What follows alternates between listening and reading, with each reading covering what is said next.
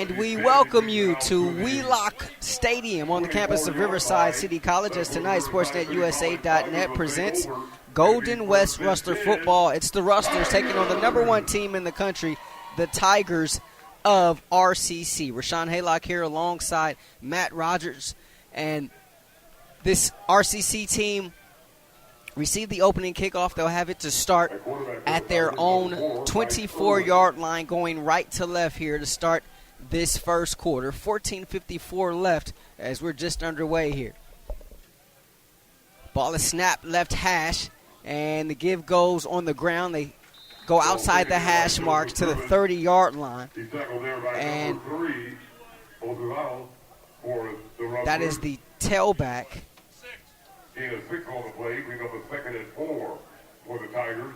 Joseph Griffin getting the carry there. And quickly they go in the flat. They pass out to the far side, and that's caught along the boundary and near a first down and probably getting a first down, but there is a flag on the play. Starting quarterback tonight, Mike Irwin. 86 of 134 on the season, completing 63% of his passes, 10 touchdowns, 4 interceptions. Our white hat tonight is George Orredondo, and he will let us know what's going on. The 5-yard penalty will result in a larger gain. First down. 5-yard penalty for against the Rustlers, and so it will be a first down for RCC.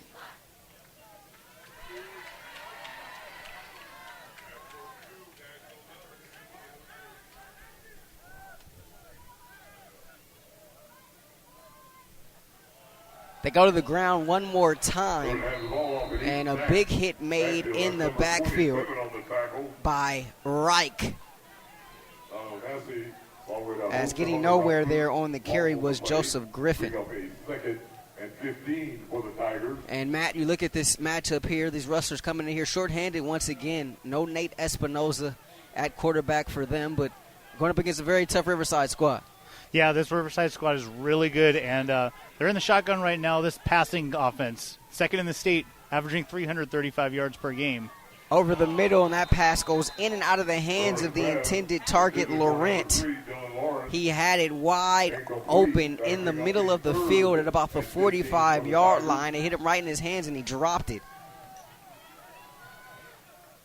So it brings up a 3rd down and 15. Tigers going right to left here to start this first quarter. They send the tailback in motion. That's Griffin. He splits out wide to this near side. They throw all the way across the field this side too. Griffin catches at the 30 along this near sideline, and he's driven out of bounds at the 35, and a late flag comes in. Wow. Joseph Griffin, there's a penalty flag on the field. So this could get interesting. That looks like it could be a late hit.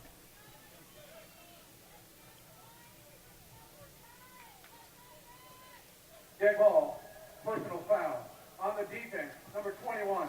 That's a 15-yard penalty, first down. So they get Sean Branch with the 15-yarder, and this is a Riverside team that's thought to be by most the number one team in the country. You don't want to help them out with 15-yarders. Yeah, an offense like this, you get a stop like that, you want to get the ball. So that is a backbreaker of a penalty right there. Not sure I agree with the call, however. Branch made the tackle on the sideline. Unless there was some extracurricular that we didn't see. They tried to set up a screen to Griffin out of the backfield, and no good, right off of his hands. Heavy pressure in the face of the quarterback by Moses Ale. Also getting in there for the Rustlers.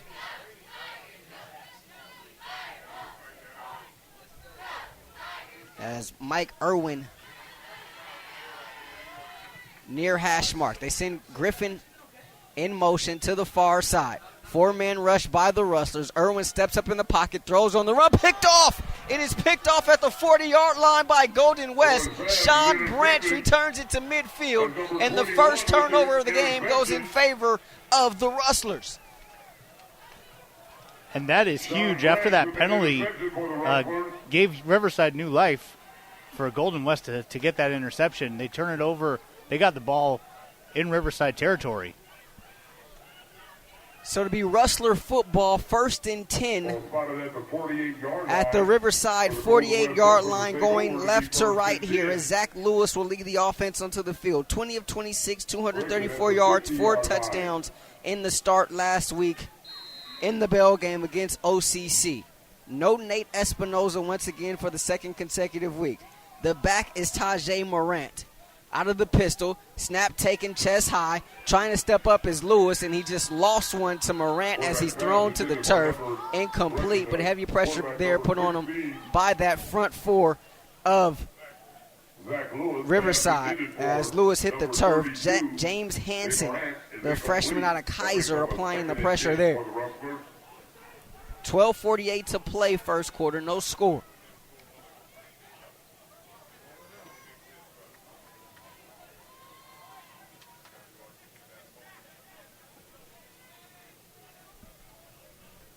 Lewis steps up to alert the protection, now steps back, hands it off to Morant. Morant tries the left side, but nothing doing there as he may have gotten a yard. Brings up a 3rd and long. And the Tigers have a really good run defense. They're only allowing 78 yards per game. If Golden West is to win this game, they're going to have to establish the run game.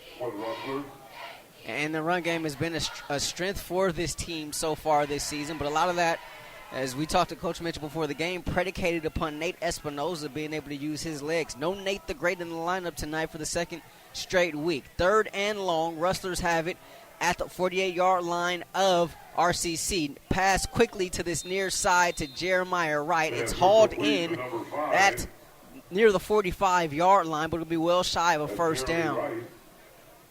They mark him at the 44. It's going to be about 4 yards shy of that first down marker.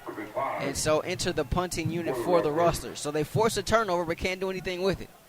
Yeah, it's 5 yards and a punt. But it's going to pin Riverside back in their own territory here. So we'll see how that plays out. But when you get an opportunity like that, when you're taking over on the 50-yard line, you got to get some points out of that. High snap. And a nice end-over-end kick, angling left, bounces at the 10, picked up at the 5-yard line, and here's some space up that far sideline for Riverside, inside the 20, and pushed out of bounds finally at the 25-yard line. Well, taking there by number 10, Sean Dorsey. He bounces it out to the... That was Sean Dorsey 25-yard line. At the 25-yard line for Riverside. Will take over. It'll be 1st and 10. Tigers! 11:06 left in this first quarter. No score here in Riverside from Wheelock Stadium. Rahshaun Haylock, Matt Rogers here with you on SportsNetUSA.net. And looks like we may have a change at quarterback already. They go to the ground game in a quick speed burst off left guard, tumbling across the 30-yard line and down at the 31 is a new tailback in the game. That's Thomas Kinslow. Kinslow, the freshman out of nearby Corona Centennial. And here's some tempo here from this Riverside team. And the snap is fumbled. And falling on top of it is Jacob Barlage, the new quarterback who just checked in, the freshman out of Valley View. So they'll play both quarterbacks. Yeah, they go back and forth. They rotate. They rotate their quarterbacks. They rotate their running backs. You see they got Kinslow in there at running back right now. They went with Griffin in the first series. They've got 7 different guys who average at least 10 yards rushing per game on this team. They will use everyone on their offense. A lot of weapons for Tom Kraft, who is in his 10th season at the helm here. On the offense, number 1. That penalty declined. 3rd down. So an illegal shift against Riverside. They decline the penalty, so it ends up being a 3rd down, 3rd and 7 from the 32-yard line of Riverside. I beg your pardon, the 28-yard line. 2 receivers to each side, ball in between the hash marks for Barlage. And he looks over to the near sideline. Go ahead, Matt. Sorry, we just saw Barlage fumble the snap on the last play. That is something that has been an issue for Riverside. A lot of fumbled snaps this year. Barlage hit as he throws. Isaiah Palmer comes in and deflects the pass. It was intended. It looked like Whitener there on this near side was the intended wide receiver, but a flag comes in, and they may get Palmer for being there a little bit too early.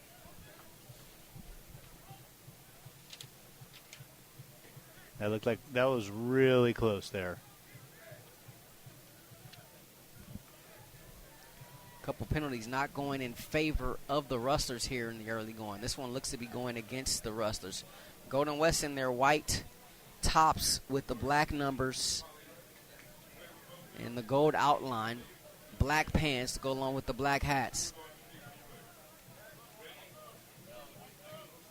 And when I looked at this game, one of the keys for me as far as what the Rustlers needed to do to win this game, they need to keep those penalties to a minimum. They need to establish a run game. They need to control the clock. Number 22. That's a spot foul. First down.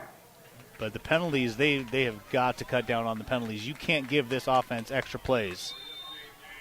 So pass interference against Golden West. So a 1st and 10 RCC from their own 37-yard line. Going right to left here. Barlage showing some hand signals, changing the play. Hands it off to Kinslow straight up the gut across the 40-yard line. He stumbles just shy of the 45. Actually mark him down about the 41-yard line. And so a pickup there of about 4 brings up a 2nd down and 6. And another fumble of the snap by Barlage. Malo got to him, didn't get to the ball in time, and Tom Kraft not happy with what's going on with his offense right now. Tom Kraft in his 10th season here at RCC. Of course, made a name for himself down at Palomar, built that program into a national power before leaving and becoming the head coach at San Diego State University. Nick Mitchell, of course, in his 14th season, Coach Mitch. So there was a flag on the play. They waved the flag. Coach Mitch winning his 10th bell last week in the win over OCC. Barlage with twin wide receivers. They look over to the near sideline. Kinslow, the lone back. Ball in between the hash marks. It's going to be a 3rd and 9 from the 42. Play fake. Barlage with time. Steps up. Throws. Picked off again. Far sideline by Golden West. Tripped up at the 45-yard line of RCC is Isaiah Palmer. So we've seen Rustlers get tagged for penalties, but come right back and get the interception. It was Branch on the last possession. This time it was Isaiah Palmer. And there was absolutely no place for him to throw. That was some great coverage. There was no separation for his receivers right there. VJ Malo providing some heat there in the face of Barlage as he got rid of that one. So that's his 3rd interception of the season. Irwin threw his 5th interception of the season on the previous possession. Rustlers need to find some way to capitalize off these turnovers. 9:34 left in this first quarter. Yeah, these two quarterbacks are not quarterbacks who give the ball away very easily. They've thrown 6 interceptions between the two of them all year. To get 2 in the first quarter, you got to score here. You got to get something on the board. Kind of mind-boggling, right? Imperative that the Rustlers score here. Ball on the far hash mark, and they go straight ahead to Morant, who breaks a tackle momentarily. Found a little bit of a crease, but picks up maybe 2. In between the hash marks, taken down at the 43-yard line. So a 2nd and 8 coming up for Golden West.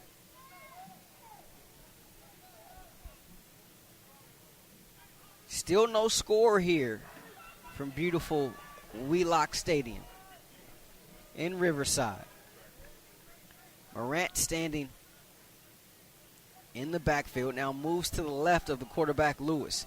Trips to the far side, one receiver on this near side. They show pressure, they bring it. Lewis throws it up. He's looking for Armstrong and overshot everybody. And it looked like Lewis and Armstrong were on different pages right there.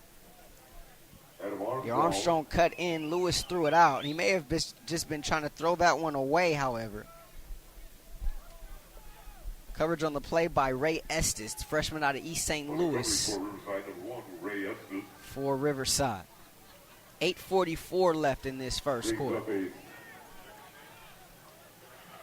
So a 3rd down and 8 here for the Rustlers. Haven't been able to get in front of the chains all night. Pressure coming again. Lewis looking near side pass, caught nearly. Casey Carr had it on this near sideline, but he dropped it at the 30-yard line, incomplete, and once again an empty possession here, Matt. Yeah, that was a play that needed to be made. That ball was in his hands and just went right through. Brings up a 4th and 8 for the Rustlers.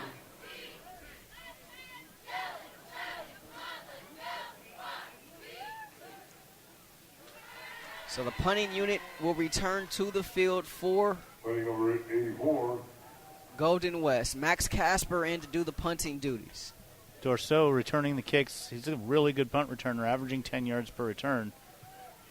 Here's the kick, angling left. Dorso runs under it. Fair catch called for and made at the 11-yard line. Golden West Rustler football on SportsNetUSA.net is brought to you in part by Miller Toyota of Anaheim, where service and parts is open for your convenience 7 days a week, located at the 91 and Euclid, and on the web at MillerToyotaofAnaheim.com. Miller Toyota of Anaheim supports community college sports and education. Rahshaun Haylock, Matt Rogers here with you on this last Saturday in October as the Rustlers, in their second week of league play, take on number 1 team in the country in the RCC Tigers. Big hit by Reich in the backfield as they go to the ground on the first play. New quarterback back into the game for RCC, and that is Irwin. But Reich coming up with the tackle in the back. Actually, they give forward progress there, so a pickup of a yard. 2nd down and 9. RCC pinned inside their own zone at their own 11. Ball on the far hash mark for the Tigers, going right to left here. 3 wide receivers, 2 to this near side of the field. As Irwin takes a look over here to this near sideline to check the play.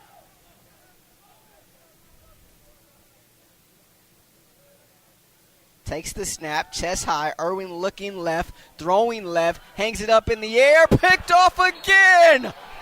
Are you kidding me? Part of his pass is intercepted by number 26. J.J. Young going upstairs and snatching that one out of the Riverside sky.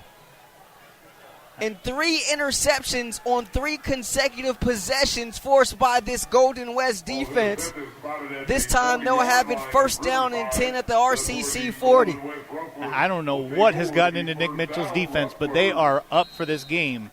And let's see if the offense can contribute.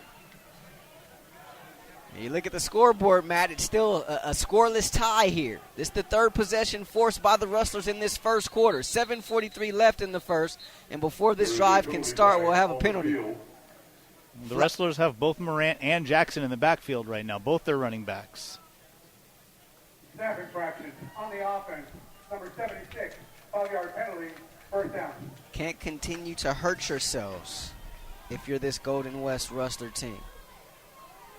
You mentioned that both tailbacks are in the backfield, Matt. That's something we haven't seen much from these Rustlers. Not sure if we've seen it all season, to be perfectly honest with you. Jackson and Morant both in the backfield. That was only momentarily. Doesn't even count as an official play because Morant runs off. So Jackson remains the lone back. Jackson coming off a huge game last week. 4 left on the play clock. Lewis has to hurry, takes the snap, sets up a screen for Hobbs. Hobbs, the tight end, catches it, hurdles at the 35-yard line and dives head forward down at the 32 near hash mark.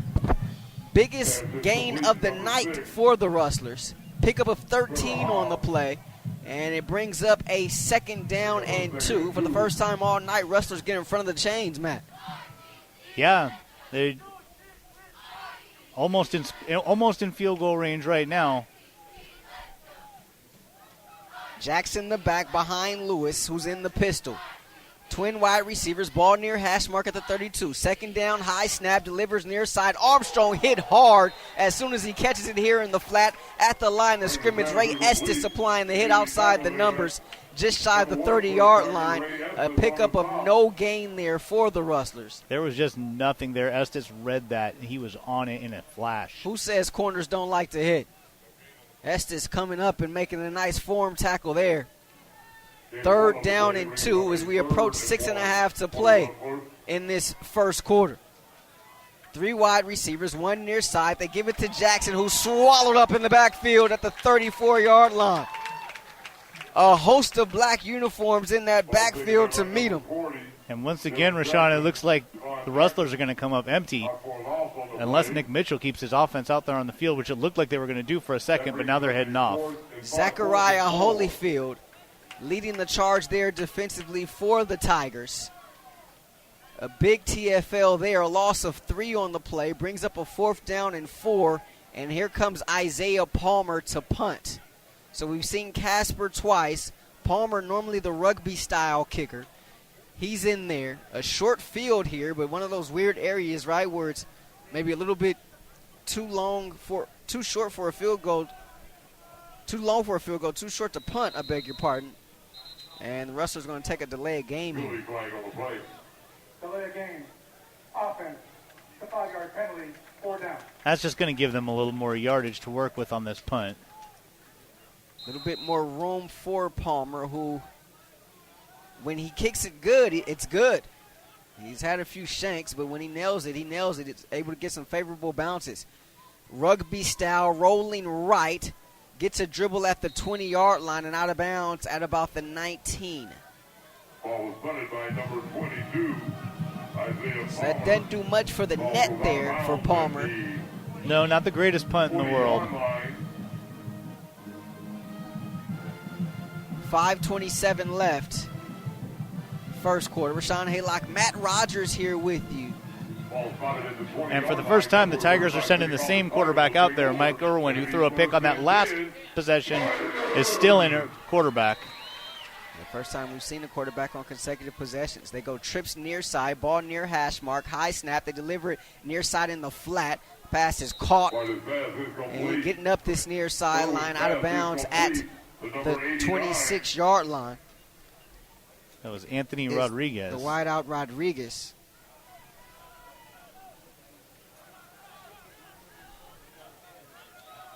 Reggie Ratzlaff making the catch there. Twin wide receivers. Play fake. Irwin throwing, has a man up the seam, far side, caught 40-yard line, stops and stutters, spin move at the 30 and down there inside of Golden West territory. And that's Giovanni Sanders, leading receiver on this Riverside Ball Club, freshman out of Marietta Mesa, and that is the largest play of the night for Riverside. That's Joseph Good, first down, Tigers. Pick up a 44 there on the play. Under 4:40 left in this first quarter. Big run here, hole wide open and scampering easily untouched into the end zone is the tailback, Cameron Bowsley. That's number 22, Jamal McGlory, into the end zone for the Tigers. I beg your pardon, Jamon McGlory there on the carry. 30-yard touchdown run, and Riverside, despite committing 3 turnovers in this quarter, has taken a 6-0 lead with 4:31 to play. That was McGlory's 3rd touchdown on the year.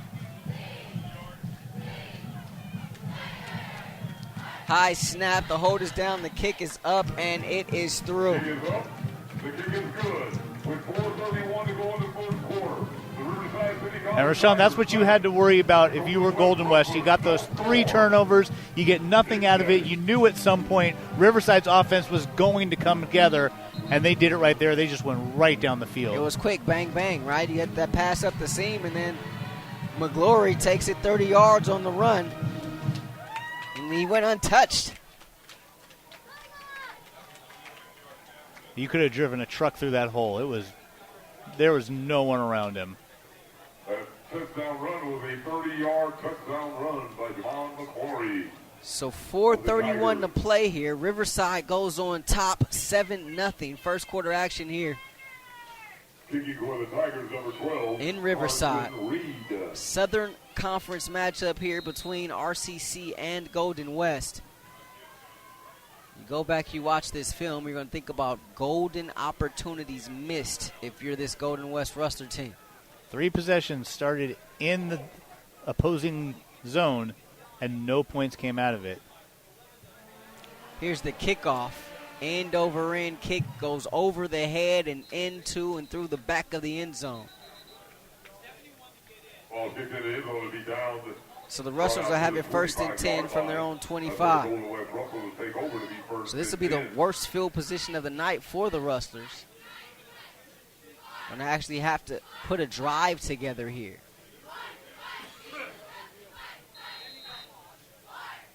And I wouldn't be surprised to see Nick Mitchell come out running right here. He's got to establish that running game.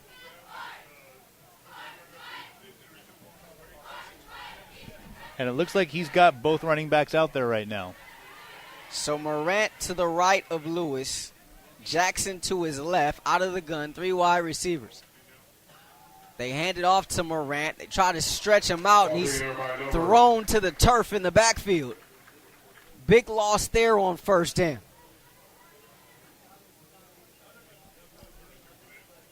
That's Dave Moran, number 32 with that carry, thrown for a loss on the play. That'll bring up a 2nd and 19 for the Rustlers. Loss of 9 as we approach 4 to play in this first quarter.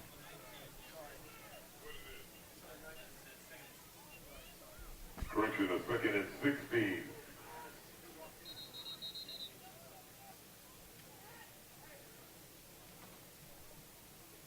Illegal formation on the offense. 12 men breaking the huddle. That'll be a 5-yard penalty.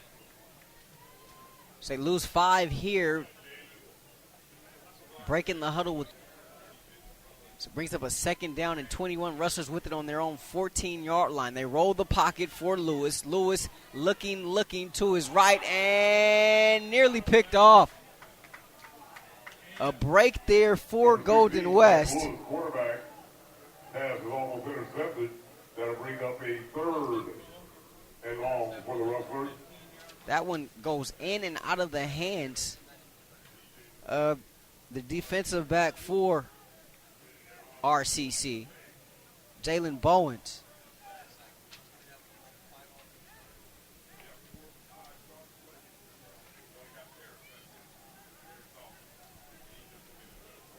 Third and 21, 3:38 left.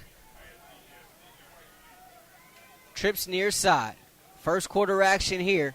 Lewis trying to escape, flush out of the pocket to his left, going to scamper out of bounds at the 21-yard line, and that's where the drive is going to end. 21-yard line. And you can see right there the difference in this Rustler offense with Lewis instead of Espinoza. The lack of ability to scramble from the quarterback. Yeah, that run threat just not there with Espinoza out of the lineup and on the sideline in civilians. Casper will be back in the punt. 4th and 14, Rustlers from the 21-yard line. High snap. Casper climbs the ladder to get it, comes down and gets off a beauty. Caught at midfield. And straight ahead across the 45 and just shy of the Golden West 40-yard line. Sayo Amor on the stop there. Dorso on the return for RCC. 3:20 left in this first quarter. 7-0. Riverside with the ball and the lead.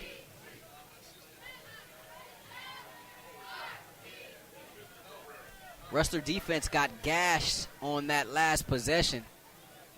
But prior to that, they were pretty flawless. They forced 3 turnovers here in this first quarter, in case you're just joining us, but nothing to show for it. Twin wide receivers. Here's Irwin back in there at quarterback for RCC. Delivers far side, low, and incomplete. Irwin's pass is incomplete. So this is the 3rd straight possession that Irwin's been out there. The 2nd possession that McGlory's been the tailback as they've been rotating tailbacks as well as quarterbacks. Giovanni Sanders, the intended wide receiver there, freshman out of Marietta Mesa. The Rams offense put up some tremendous numbers while he was a part of it during his prep career. High snap and a beautiful run here up the gut. Nice shifty run there up to the 30-yard line as there's an injured Rustler there. Official timeout.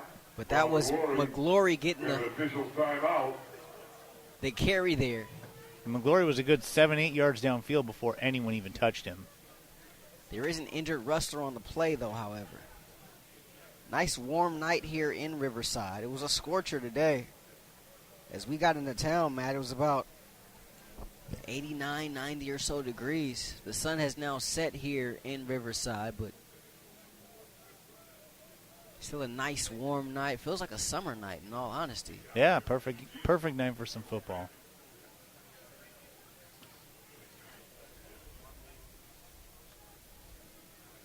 Rustlers coming to this game relatively healthy. No Jalen Harrington, however, on that defensive line. He's out with a knee injury. He may or may not return this season. The playing service will be immediately escorted out of the venue by our security staff. Those violating the AAA's delayed decorum policy will be warned once. Nate Espinoza, of course, out of the lineup as well. From this venue. Which, yes, they're relatively healthy, but that is one huge injury. That's a big one. So the injured Rustler is up.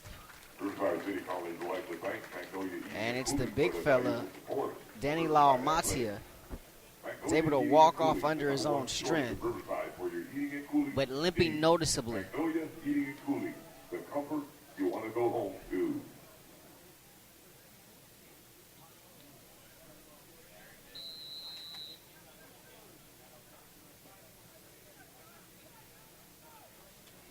So it'll be a first down and 10 for RCC. They'll have it at the Rustler 30-yard line going right to left as we're under 3 to play here in this first quarter.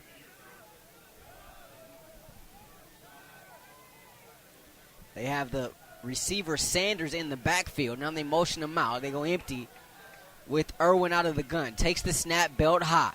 Steps up, pump fakes. Now he's going to keep it. Irwin, second level at the 20-yard line. He spins and is thrown down by V.J. Malo at about the 18-yard line near hash mark.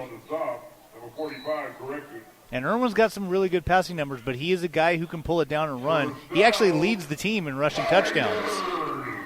Also leads the team in fumbles. The Rustlers could behoove themselves to maybe force another turnover here as they try to increase this to a double-digit lead. Irwin checks over the sideline for the play. Has one back, 4 wide receivers, 2 to each side. The back is McGlory. Pressure coming. Irwin delivers near side, end zone. Incomplete. Oh. Nice coverage there by Manuzzi. Manuzzi able to rake that ball away from Dylan Laurent. Official took a long time to make a... It was close. It was really close. It looked like he came down with it, hit the ground, and the ball came out as he hit the ground. It was a matter of did he possess the ball, and the official said he was bobbling it when he hit the ground. Riverside contingent here doesn't like the call one bit. I think they got a gripe. 2nd and 10 from the 18. They motion McGlory out of the backfield and go empty. Irwin delivers over the middle, has a man caught near the 10-yard line. Hit immediately, however. Jordan Chambers was all over him there. Chambers making the stop there. Ball down at the 13-yard line. Brings up a 3rd down and 5. This is a big 3rd down. They need to get a stop right here.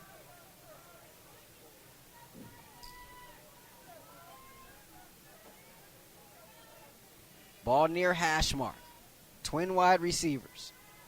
Irwin takes the snap, steps up, has some room to run. He's going to tuck it. He's going to be met there by Chambers right about the 10-yard line and driven backwards. Let's see where they give him the forward progress, though. Looked like he was a little bit short there. Favorable spot, however. Looks like they're going to give him the first down inside the 10 and at the 8-yard line. Brings him a first down and goal. So they give him 5. Needed 5. Gave him 5 and a few inches. Interesting spot. Same formation, near hash mark. First and goal from the 8.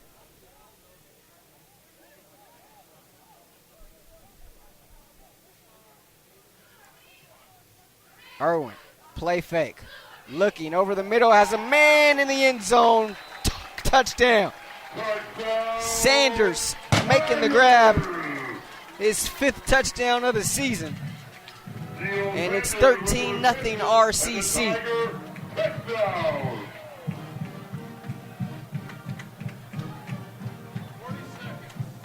And that's just how good this offense is.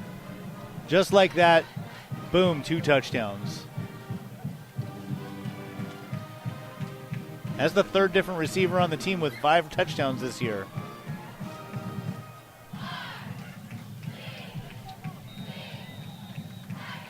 The extra point by Ricardo Chavez is up and good. And so it's 14-0 Tigers with 40 ticks left in this first quarter.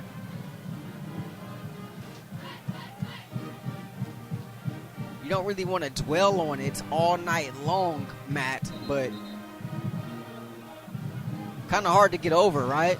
Those 3 turnovers, I mean, it should be a different game right now if they were able to capitalize on those turnovers.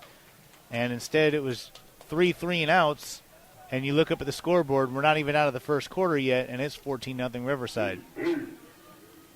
Unreal. Our kickoff for the Tigers, number 12. But you knew coming into this game you were facing a very formidable opponent. Reed back deep for the Rustlers. So far the defense, as is pretty customary, Nick Mitchell's group always plays tough D.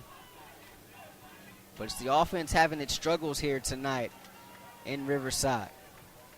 Ball's on the tee at the 35-yard line. Jackson back to receive it deep. Has this one go over his head and land on the Ian Tigers in the end zone and dribble out of the back of the end zone. It'll be first down and 10 Rustlers from their own 25-yard line. On the 25-yard line. I mean, we got 40 seconds left in this first quarter, and the Rustlers are still looking for their first down of the game.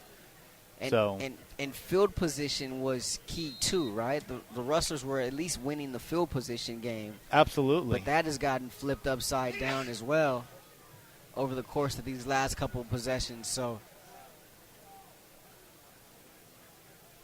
not much really going in the favor of Nick Mitchell's bunch here.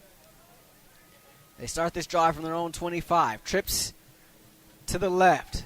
Lewis takes the snap. Jump pass, has a man caught, 35-yard line, first down and more. A big shot as Jeremiah Wright is tattooed at the 45-yard line of the Rustlers. 20-yard pickup and a first down there for the Rustlers. Matt, you called for it and you got it. That is exactly what they needed right there. They needed to get some kind of offense going.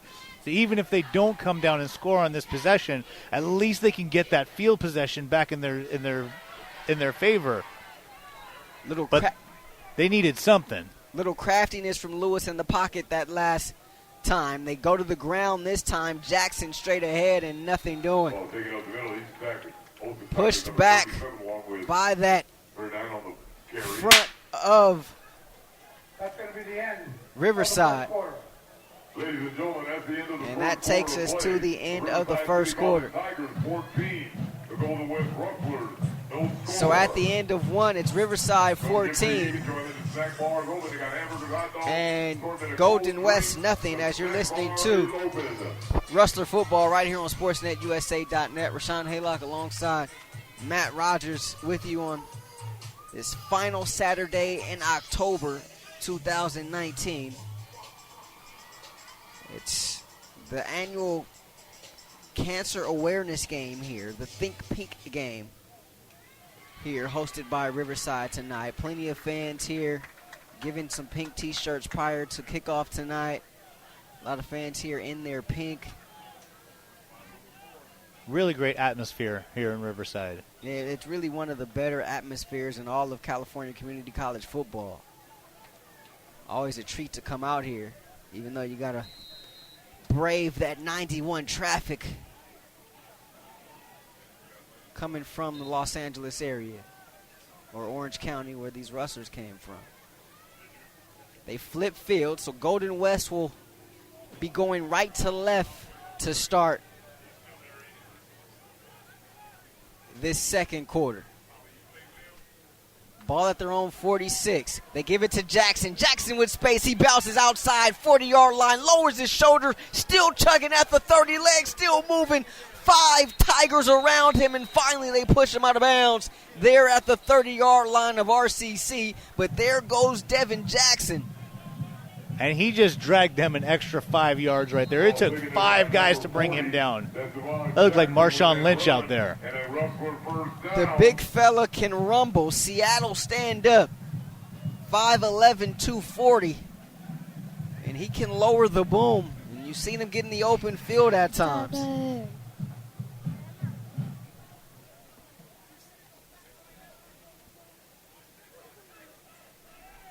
Pickup of 24 on the game.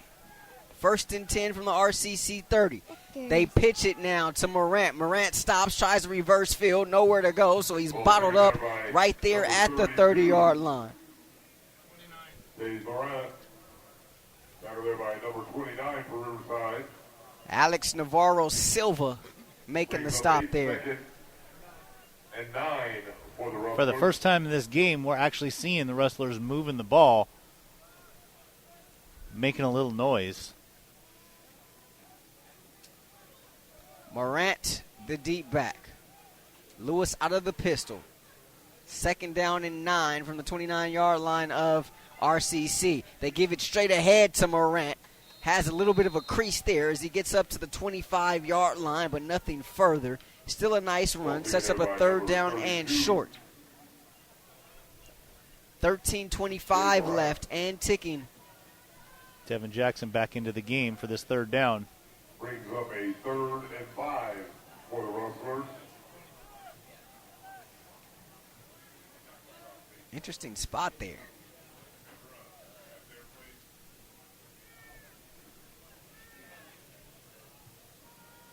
Third and a long 4 from the 24-yard line. Jackson moves from the left to the right of Lewis. 2 seconds left on the play clock. Snap taken, ball thrown over the middle. Looking for a Hobbs, and his progress was impeded. And a flag comes out. Pressure was coming from the corner right in the face of Lewis. Jalen Bowens was rushing the quarterback. No one in his way. Lewis had to get rid of that one. Top block, 73-75 on the offense. 15-yard penalty, repeat third down. Wow. So the flag not for a pass interference, but instead a chop block against the Rustlers, moves them back 15 yards.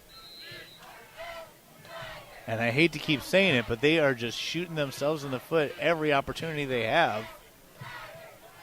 And now they're pushed out of field goal range, and they need to come up with something here on 3rd down just to get back into field goal range. 3rd and 19 from the 39. Pressure coming. They deliver it in the flat. Jackson makes the first man miss, makes another man miss, but a little dancing up to the 40 and nothing else. He'll be taken down there, and this drive going to come to an abrupt halt for the Rustlers. It looked like the flag was thrown right when Hobbs was hit as he ran a little slant over the middle, and Lewis was looking for him. His progress definitely got impeded before the ball got there, but I did not see the chop block. I'm with you. I thought that was a pass interference call. Wow. So Palmer in there to do the rugby style kick. takes the snap at his own 45-yard line. He runs right, kicks it, angles right, takes a bounce at the 15 on a hop taken by Dorso. He breaks a tackle. Coming up this near sideline with a lot of space across midfield. Has a block in front of him at the 30, at the 20, at the 10, end zone, touchdown, RCC.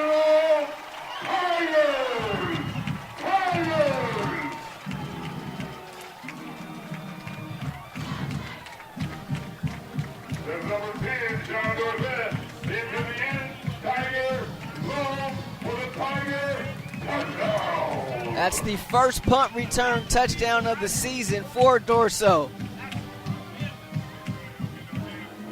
And this one went for 85 yards. Makes it a 3-possession game now. And what a huge penalty that chop block was.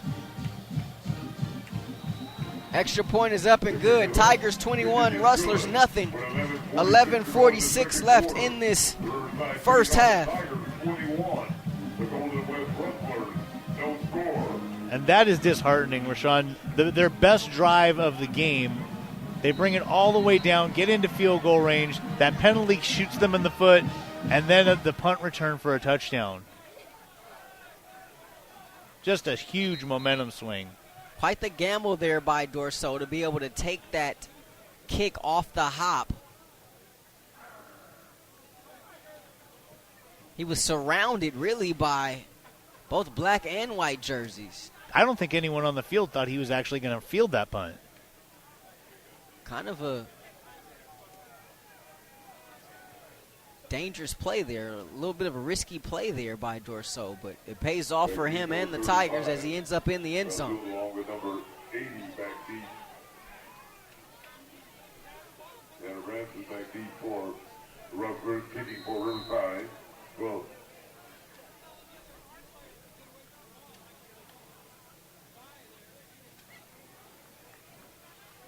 Carson Reed kicking. But he was bottled up, took that punt off a hop, found a little bit of a crease, and he was gone. Had some nice blocking downfield in front of him, and one thing about it, when he got near midfield, he didn't try to outrun everybody. He slowed down, allowed his blocks to set up, and allow them to carry him into the end zone. This one going to be taken out of the end zone, this kickoff, and here's a crease. And a nice return for the Rustlers across the 30 and to the 35-yard line. The kick was taken by number 35. Ralph Jones, the kickoff return man there for the Rustlers. The converted running back. And the Rustlers are they need to score on this possession. They're already down 21 to a team that averages 46 points per game. Riverside's put up 55 or more in 4 of their 6 games. They're going to keep scoring. Rustlers need to do something to get back into this game. They can score in a hurry. Play fake, Lewis looking, rolling to his right, off his back foot, just throws it out of bounds. And a flag comes from the umpire. There is a penalty flag on the play. So 2 flags. One of these is going to be an ineligible receiver downfield against the Rustlers. Let's see what the other one is. Ineligible receiver downfield on the offense. Number 76. That's a 5-yard penalty. Replay, first down. It looks like both officials saw the same thing. And just another penalty for the Rustlers. This moves the ball back to the Rustler 30-yard line. Ball far hash mark. Trips to the near side. One receiver to the far side. Morant behind Lewis in the backfield. Out of the pistol. Lewis takes it. High snap. Gives it to Morant. Busts straight up the gut right along that near hat. Or that far hash, I beg your pardon. And he gets almost back to the original line of scrimmage.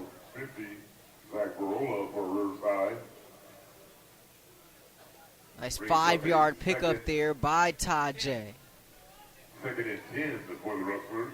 And a second down coming up as we near 11 minutes to play in this first half.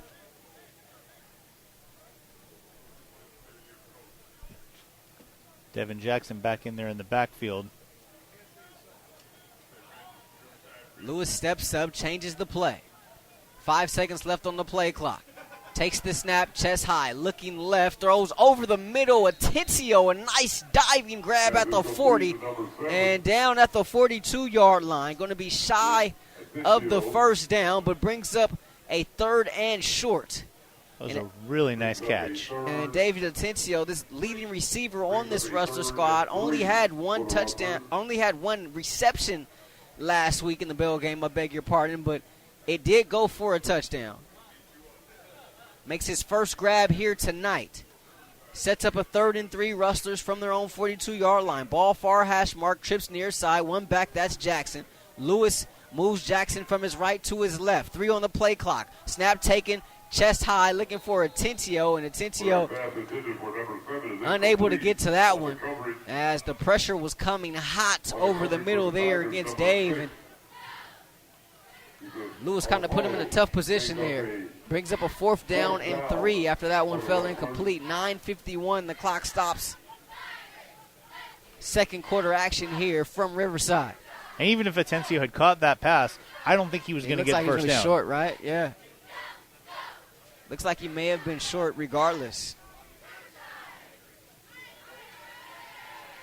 So last time the Rustlers punted, Dorso took it back 85 yards to the house. This time, Max Casper in there to do the punting duties. Dorso standing on his own 30. A high snap. Casper takes it off the bounce, running left, gets rid of it, and just a shank that may have gotten back to the original line of scrimmage. It dribbles weakly here near side, out of bounds to the Riverside bench. The kicker recovered and made contact with the ball in a kicking motion before the line of game. Illegal kick. First down. Riverside. Just a comedy of errors there on that play. There's been some high snaps tonight that Casper's had to deal with. That one mishandled, and good field position here for Riverside. Just a lot of mistakes by the Rustlers today. Those 3 interceptions to start the game are seeming like a million years ago. Light years. Riverside has it from the Rustler 42-yard line. They go empty set. Irwin delivers in the flat to McGlory. Makes a nice job of making the first man miss. Gets straight ahead inside the numbers and down just shy of the 45-yard line at the 44. Pickup of 6, 2nd and 4 coming up as we're just under 9.5 to play in this first half.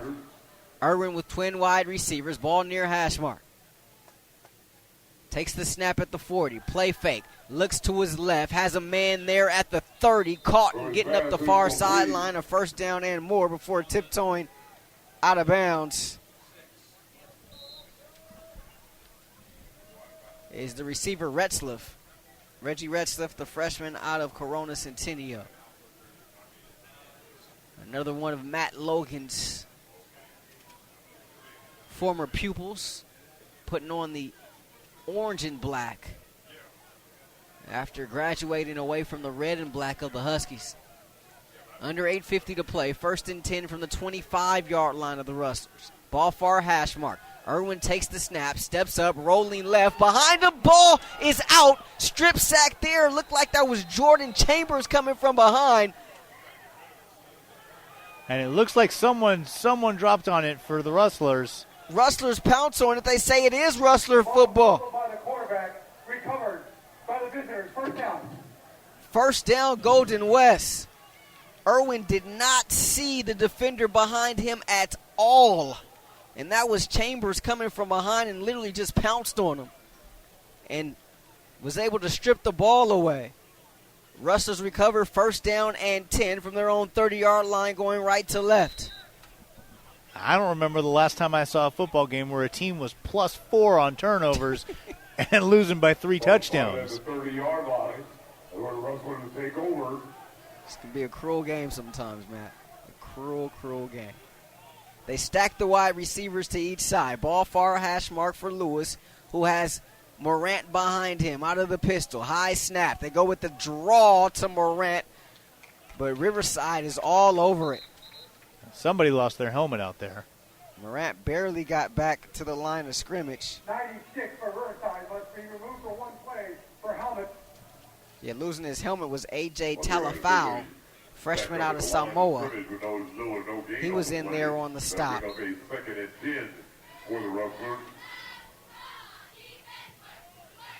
Also had some help in the form of Caleb Fitzgerald, the sophomore out of Servite.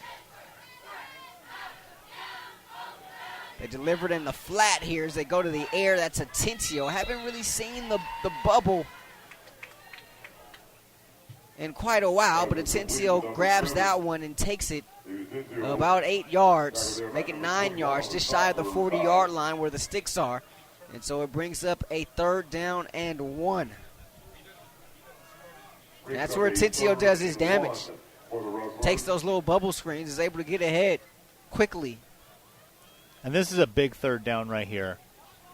3rd and 1, they've got to get this. Ben Valier in the backfield for the first time tonight. Lewis in the pistol. Now Valier moves to his right. They hand it off to Valier. A little speed move on the outside. Avoided the rush in the backfield. Turned it upfield across the 40. And a nice gain across the line to gain. Just shy of the 45-yard line. He picked up about 3 there. But a good job of not being tackled in the backfield by Ben. Yeah, that was some really good running. There were 3 or 4 Tigers in the backfield there, and he needed to really move to get that first down, and he got it. Valier still in there, trips to the right, which is the far side, ball near hash mark. They go to Valier once again, up the gut, and he's able to get straight ahead across the 45 and down at about the 47 on this near hash mark.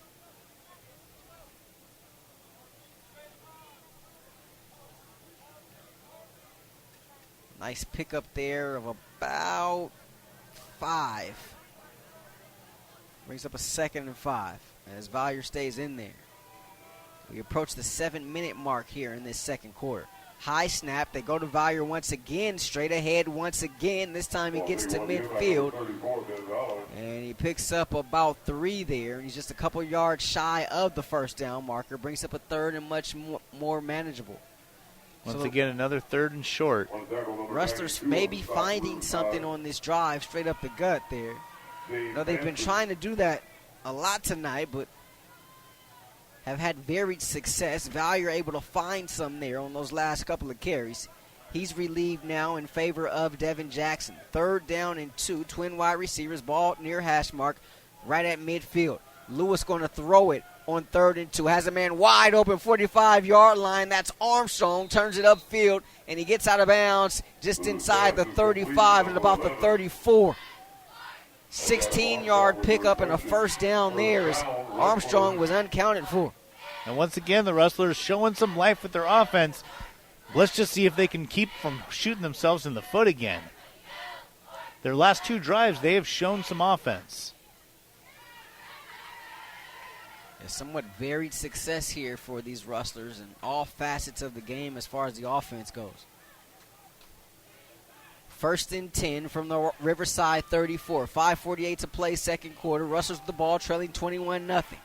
Lewis flushed out of the pocket, rolling to his left, stops at the 40, throws it out of bounds. He had Armstrong there, but it was well over his head and out of bounds. And I think really Zach was just trying to throw that one away.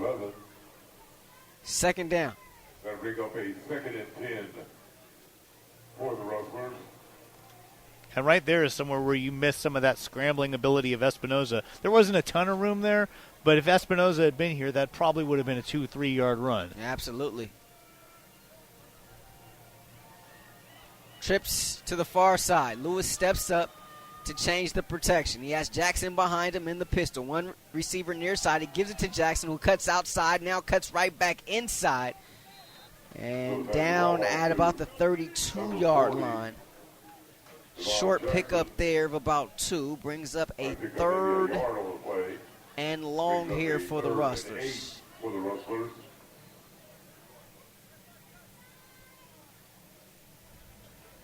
So another big-time third down here for Golden West. It's a gorgeous night out here in the 951, Matt. It really is. Trips to the far side. One receiver near side tight. That's Jeremiah Wright. Lewis takes the snap, throws it up as he was hit as he threw it. He had a receiver in the slot, but those two unable to connect. Intended receiver was Ojalabi.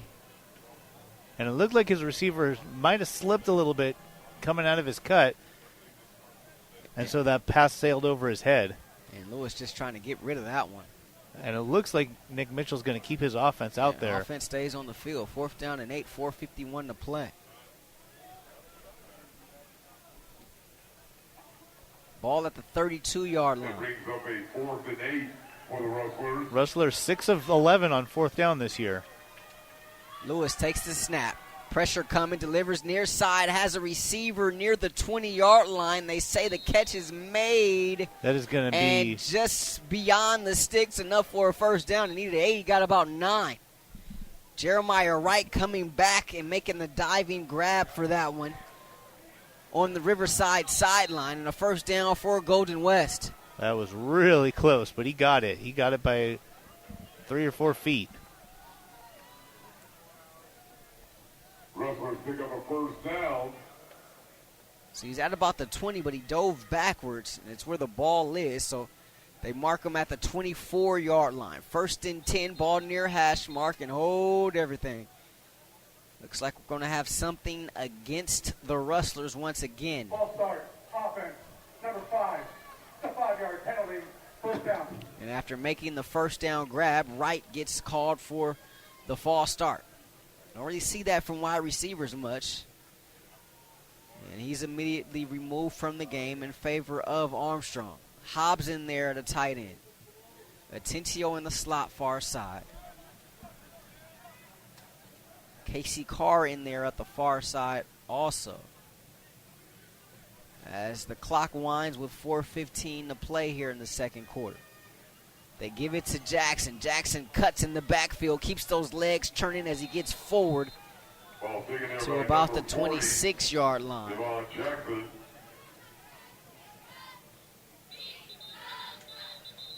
And we have an injured player on the field.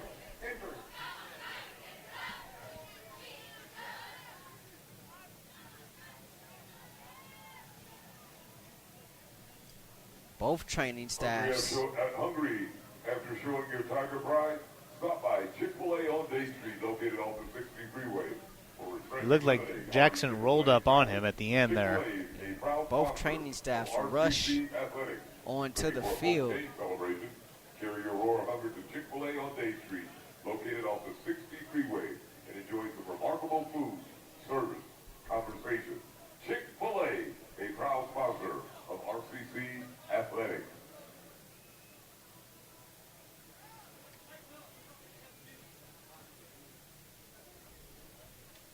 .355 to play here, second quarter. Nick Mitchell now comes out to check on the injured Rustler, who's down on the hash marks in between the 25 and 30-yard line with his head down right at that 25-yard line mark.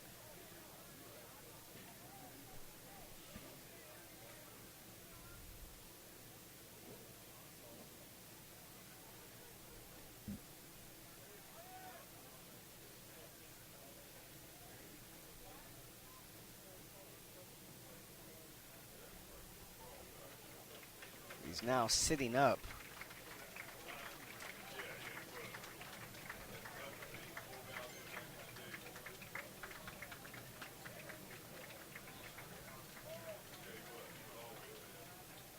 And up on his feet is the injured Rustler. Needing some assistance from the training staff to walk off the field. RCC.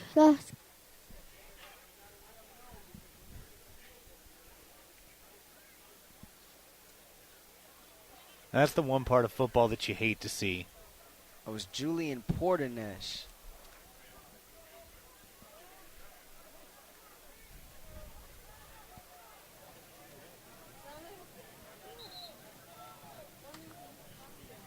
So he's helped off.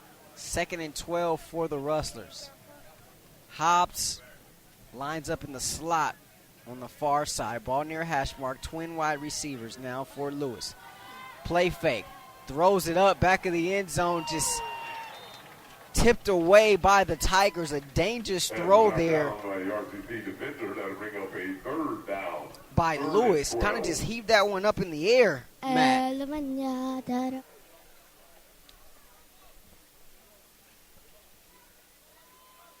Tigers brought the blitz from the left side, and they were right in Lewis's face.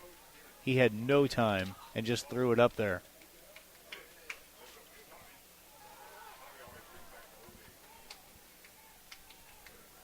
So here's Lewis on 3rd and 12. Delivers over the middle. Caught. Hobbs breaks the tackle at the 10. Dives inside the 5-yard line. Sets up a 1st and goal for the Rustlers. And it was heavy pressure in the face of Lewis once again. But he found his tight end Hobbs over the middle. And a nice run after catch there by the big fella out of Elkhart, Indiana. 1st and goal from the 4. Lewis takes the snap near hash mark. And straight ahead is Morant with it. And he's down at about the 2-yard line.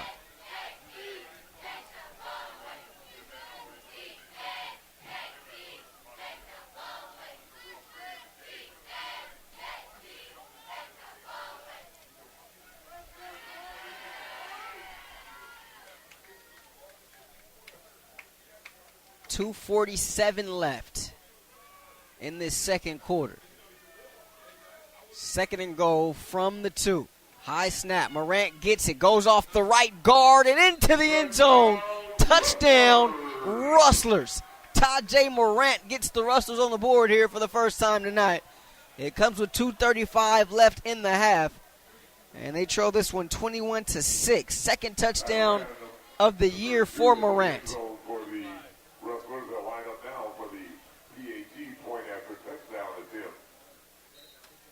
Here's Jose Orodondo to attempt the point after.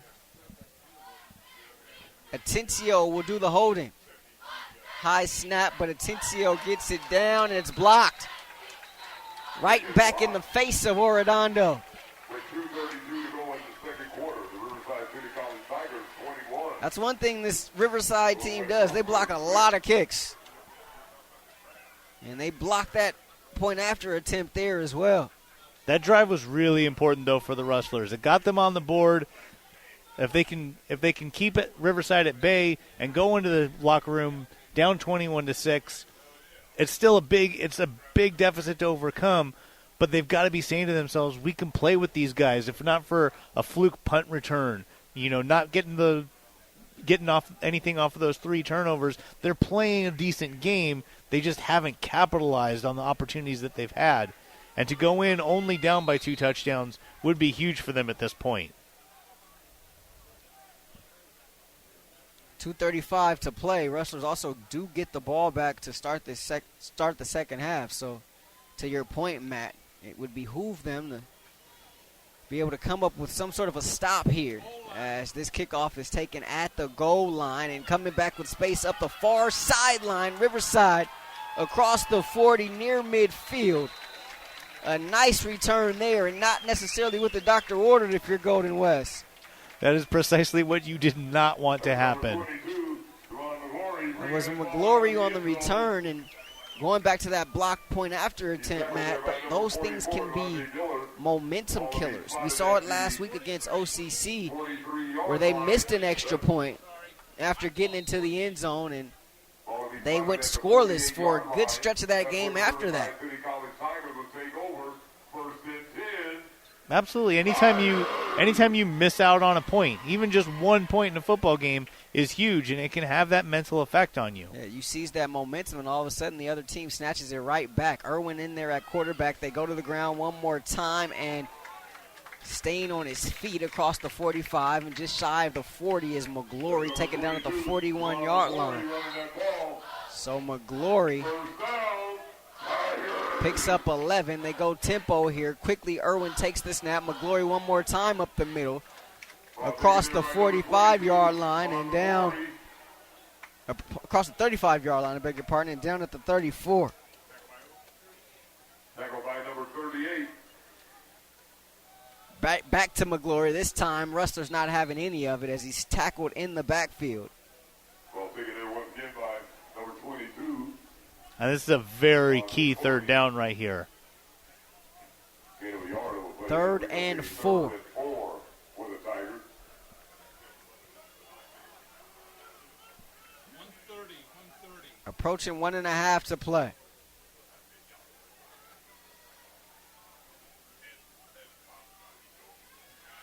High snap. Irwin steps up, has room to run if he wants it. Stops, pops, has a man inside the 10.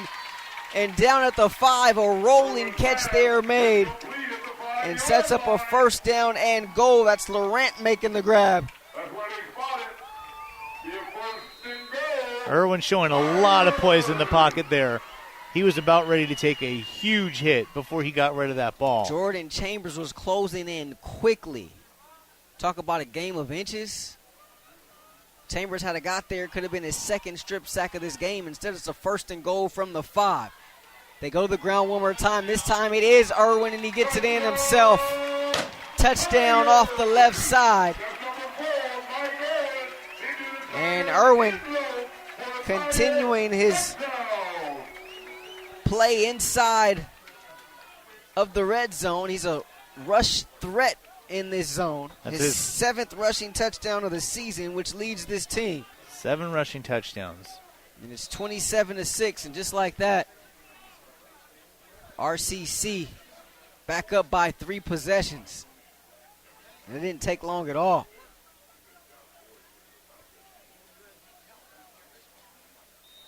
It's funny because Mike Irwin's not a huge running threat. He only averages 1.4 yards per carry. But when he gets down there near the goal line, he just seems to have a sense of where that goal line is, and he's able to run it in 7 times this year. That drive took a little less than a minute and a half. They struck quickly. And just 54 ticks left in this half. Rustlers find themselves down 28-6. And I think you hit the nail on the head when you were talking about that momentum shift with that blocked extra point. Because, the Rustlers go in, they score that touchdown, and instead of the Tigers feeling dejected because of that touchdown, they get that huge block, and they're able to go to the sideline feeling, excited and having something good come out of it, even though they just gave up a touchdown.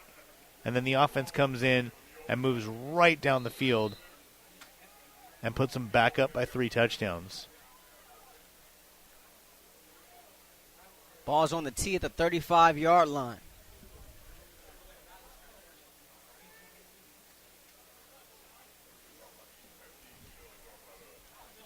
Jones and Branson back deep to receive for Golden West. Kick is up, high end over ender. Bounces inside the 15, taken on a hop by Branson there. And he takes it inside the numbers just outside this near hash mark and down at the 22-yard line. Golden West Rustler football on SportsNetUSA.net is brought to you in part by Miller Toyota of Anaheim. Used car deals, new car deals, whatever kind of special you want, whatever kind of deal you want, pretty sure they got it. Go ahead and hit up the fine folks at Miller Toyota of Anaheim, located at the 91 and Euclid, and on the web at MillerToyotaofAnaheim.com. Miller Toyota of Anaheim supports community college sports and education. 49 seconds left in this one. Rustlers have it 1st and 10 from their own 22. Ball near hash mark. Tajay Morant gets the carry off right guard, and he wiggles his way up for a yard. And a timeout comes from this near sideline. So timeout taken by Riverside, and Matt, that tells me that they are not done in this first half. Yeah, they want to get the ball back because it looks like Nick Mitchell was ready to just run out the clock, head into the locker room, and lick their wounds, come back ready for the second half. Tigers are having none of it. They want the ball back. They know they can score quickly.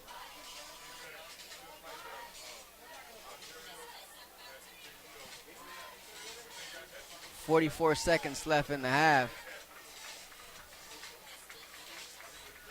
That was the first timeout for the Tigers in this half, so they have 2 remaining. Rustlers have all 3 of theirs, in case you're wondering. If you're Nick Mitchell, do you dare try to put this ball in the air right now? I mean, at this point, Rahshaun, what do you have to lose? You might as well go out there try and get something started. Lewis has been moving the ball through the air. 2nd and 9 from the 24. They go with the stretch play to Morant. Morant with a crease on the right side, spins at about the 27 and down there, just outside that far hash mark. And another timeout taken by Tom Kraft and Riverside. So it will be a 3rd down and about 4 when play resumes. They mark the ball down at the 29-yard line. 37 seconds left in this first half. Golden West trailing 28-6. Rahshaun, Haylock, Matt Rogers here with you from Wheelock Stadium on the campus of Riverside City College. Timer, 6 foot 38 seconds on the clock. 3-8. Thank you. So they add some time to the clock. Rustlers get an extra second.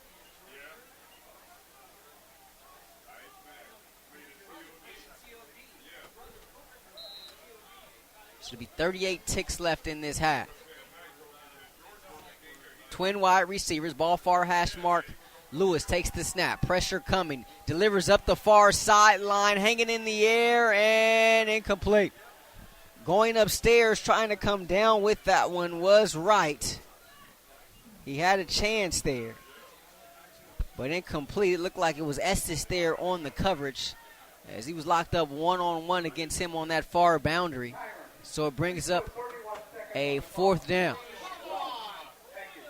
So the Tigers are going to get the ball back probably around 25 seconds and 1 timeout to try and do something to extend this lead. And you got the very, very dangerous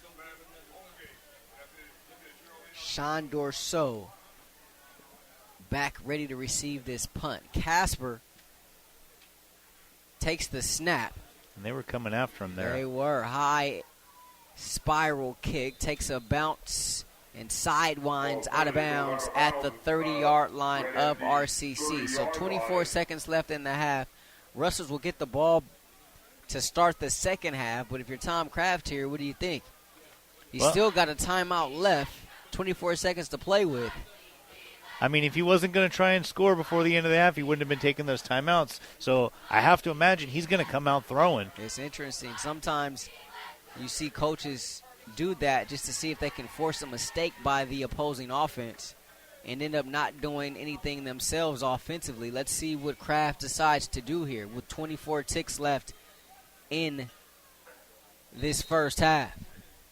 Remember, the Rustlers have 3 interceptions on this game, so an interception right here could see them put some points on the board before the end of the half. Irwin rolling, throwing, and that one, you just said it nearly picked off. It went in and out of the hands of Laurent. But coming up to make the hit there was Branch. Had he been looking for the football, he could have put his arms out and may have caught that one.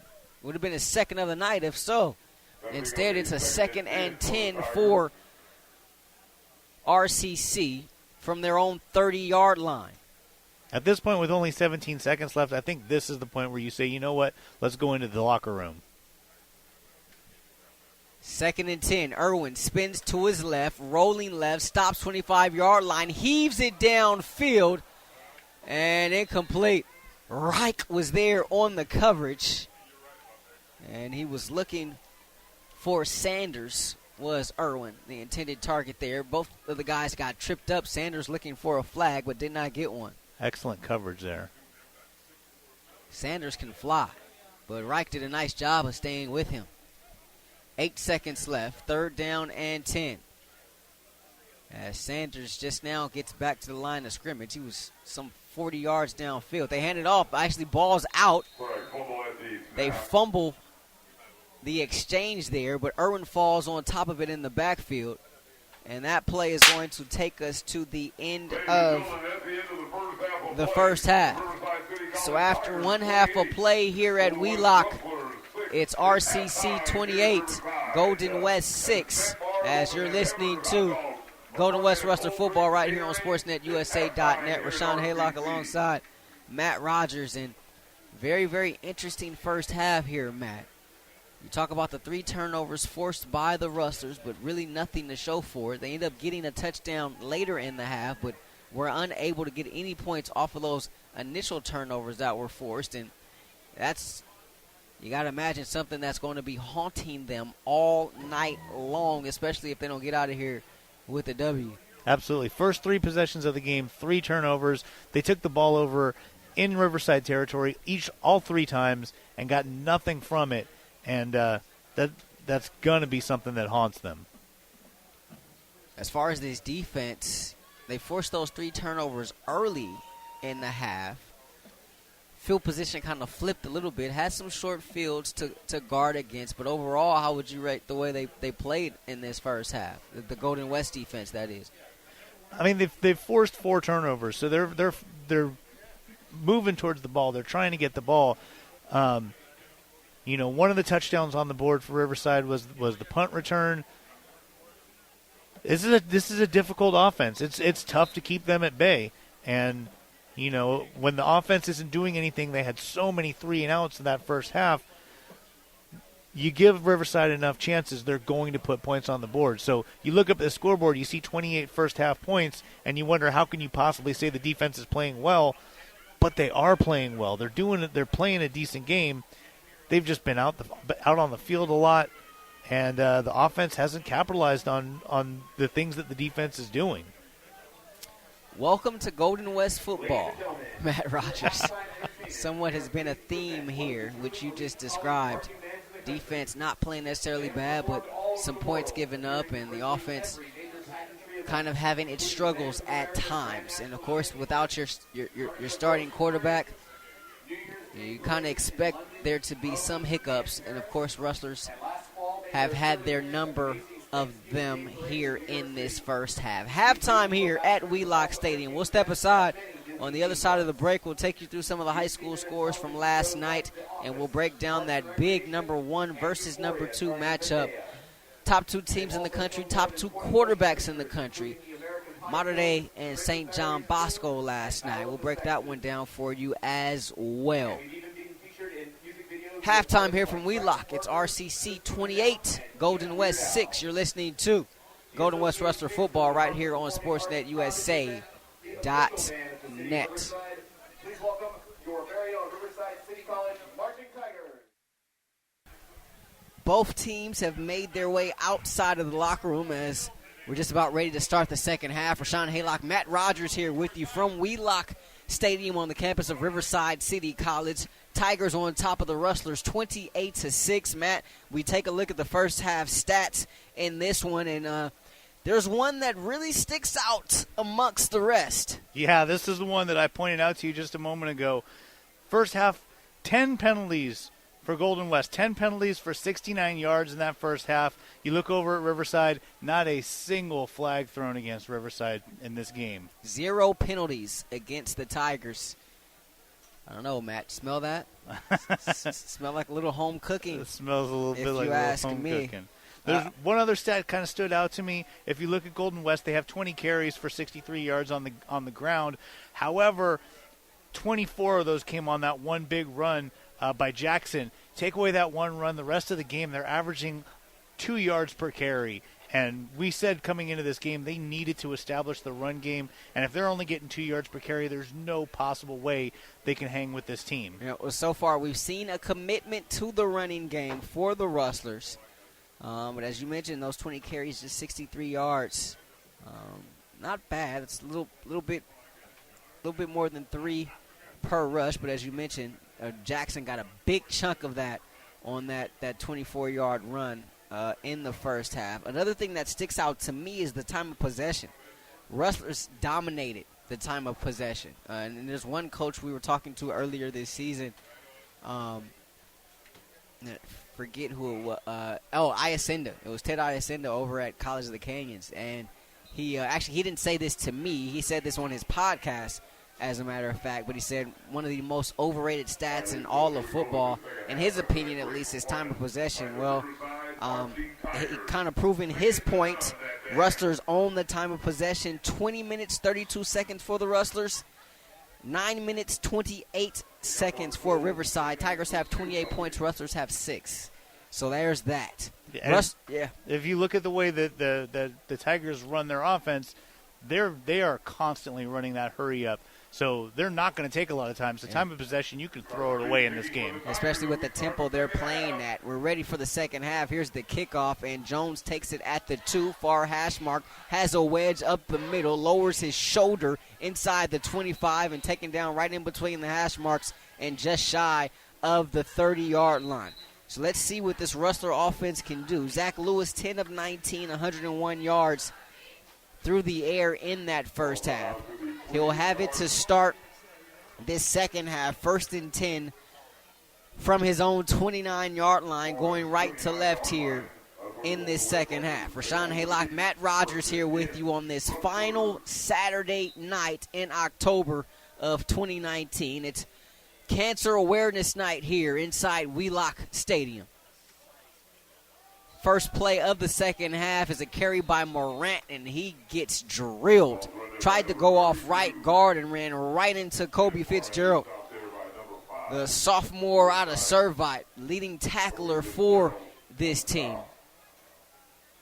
And Morant may have picked up one there, but Fitzgerald certainly met him in the hole there, Matt. Yeah, there's just been nothing there from Morant all day long. 12 carries, 20 yards. You see the physicality from this Riverside defense. Quick pass out in the flats, caught by Atencio, but in the backfield, actually they say incomplete. That ball hit the turf. So incomplete. Pressure was coming, and Lewis just couldn't get his feet underneath him to deliver a good pass. And they were coming hot off the corner, was Riverside. And it's probably better that he didn't catch that pass, because that would have been a 2-yard loss had he did catch that pass. There's just nothing there. Here we go again, Matt. 3rd and long. 3rd and 9 from Rustler 30-yard line. 4 wide receivers. Lewis. Pressure coming, and he's sacked at the 25-yard line. Lewis goes down. Sacked there by Lay Mwanga, the freshman out of Vista Murrieta. First sack of the game for either team there. 13:55 left in this third, and the Rustlers' first possession of the half results in a 3-and-out, and here comes Max Casper to punt it away.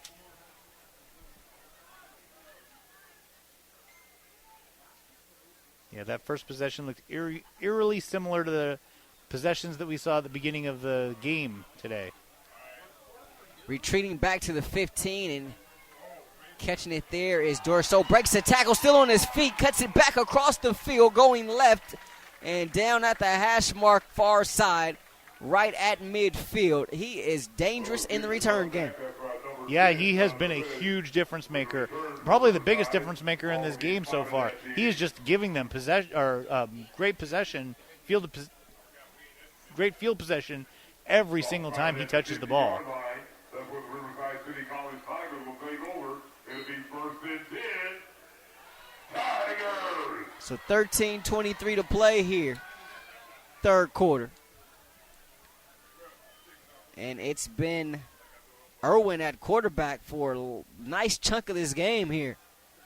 Play fake, delivers far side, caught by Laurent, had to climb the ladder to go upstairs and get that one, came down and avoided a big hit because Alec Reich was coming up from his safety spot. Earl there as well to help with the tackle. A pickup of 2 and a 2nd down and 8 from the Rustler 48-yard line.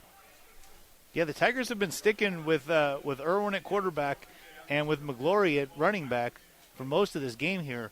We saw them switching out a lot those first 3 possessions, and since that 4th possession where their offense finally clicked, it's been pretty much Irwin and McGlory in the backfield. Yeah, they had my head spinning those first couple of drives. Who's on first? Here's Irwin. Pressure coming, steps up, avoids the pressure, gets a 1st down and more on the scramble across the 35-yard line and just inside the numbers at the 33-yard line. 12 and a half left in this third quarter. He's dangerous with his feet, is Irwin. If you're with us in the first half, you heard him score his 7th rushing touchdown of the season. That leads this team. Takes this snap out of the gun once again. Avoids the pressure, rolling right, throwing on the run. Hangs in the air and nearly intercepted for the 4th time tonight are these Tigers, as that one was in the hands and dropped there.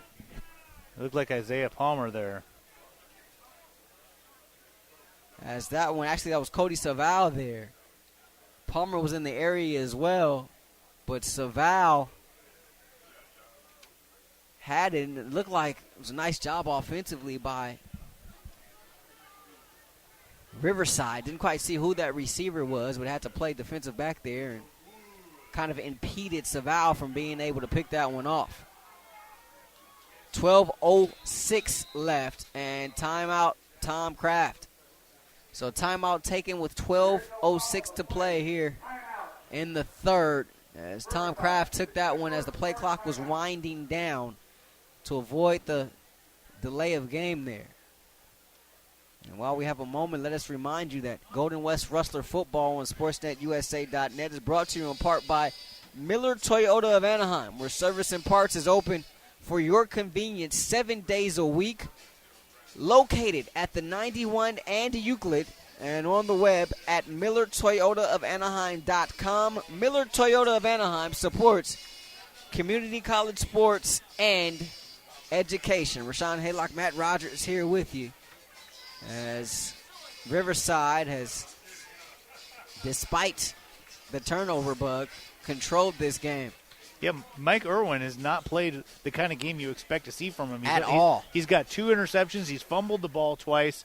That pass probably should have been intercepted. So he's being very careless with the football, but they're still up big on the scoreboard. 2nd and 10 from the Golden West 34. Irwin looks right, throws left, has Retzliff on a little wide receiver screen far side. He cuts it in inside the hash mark across the 30 and tackled there at about the 27-yard line. So Ratzlaff, another one of those Corona Centennial products from just up the road.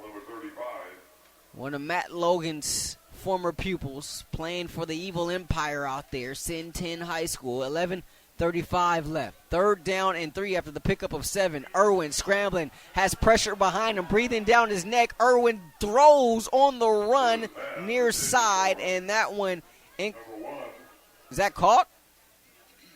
Incomplete. Incomplete. Whitener Jr. was there. Palmer was there on the coverage as they both dove for it. Looked like Palmer had a better chance to catch that one diving for it, but it fell incomplete.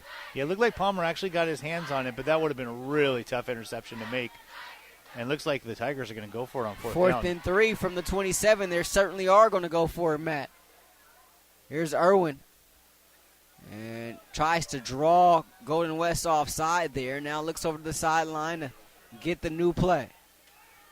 Going to take the snap. Chest high, looking over the middle, and a flag thrown. 3 flags thrown.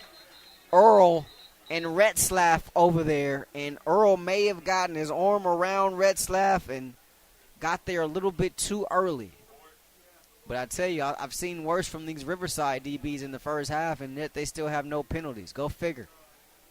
Yeah, it seems like maybe not calling it the same on both sides. What's the flavor of the day here in Riverside, Matt? 2 fouls. On the offense, chop block, number 66 and 51. On the defense, pass interference, number 8. Those penalties will offset. Replay 4th down.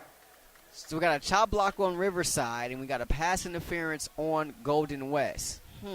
Eerily similar to the chop block called against Golden West, but the pass interference that was not called against Riverside on that same play in the first half. Penalties offset, so we'll replay 4th down. 4th and 3 from the 27. Ball far hash mark. As Irwin looks over here to this near side to Tom Kraft to get the play. 4 wide receivers, 2 to each side, 1 back. And timeout taken by Golden West. Timeout comes with 11:23 left in the third. And it's funny you mentioned the similarity between that call, because that chop block in the first half was a turning point in this game. Remember, that came right before that punt return for a touchdown, which kind of blew this game open a little bit. Yeah, good point by you. And you're absolutely right. And nearly identical situations. A little slant going across the middle. And the only thing with the Rustler non-call was there were about maybe 3 black jerseys there against Hobbs. This time it was just Earl. And without a doubt, Earl got there early. I'm not complaining about the penalty against Earl. He certainly got there early. It was a pass interference on him. He had his arm around the waist of the receiver, Ratzlaff, and he used that as leverage to kind of propel himself around him and bat the ball away. Without a doubt, that is pass interference. But interesting, you go through an entire half, and you commit no turnovers. Or no penalties, I beg your pardon. Not just that, but the other team has called for 10 of them. Yeah, unreal. 4th down and 3 from the 27. Irwin over the middle. Caught there right at the sticks. It's going to be a first down. Grab made there by his favorite target, Giovanni Sanders. Needed 3. He got 4. He paid for it, too. Big time hit applied as soon as he caught it. But a 1st and 10. Ball is spotted, and they go to the ground immediately as they go tempo. And it looked like they may have been McGlory one more time as we approach 11 to play.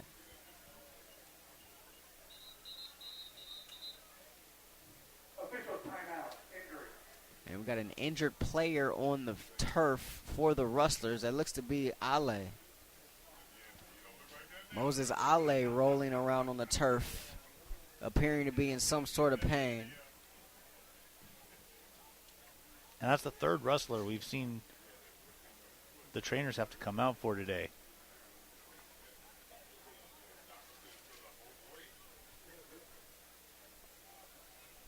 Under 11 to play in this third quarter. Rustlers will be back in action next Saturday as this 2-game roadie continues.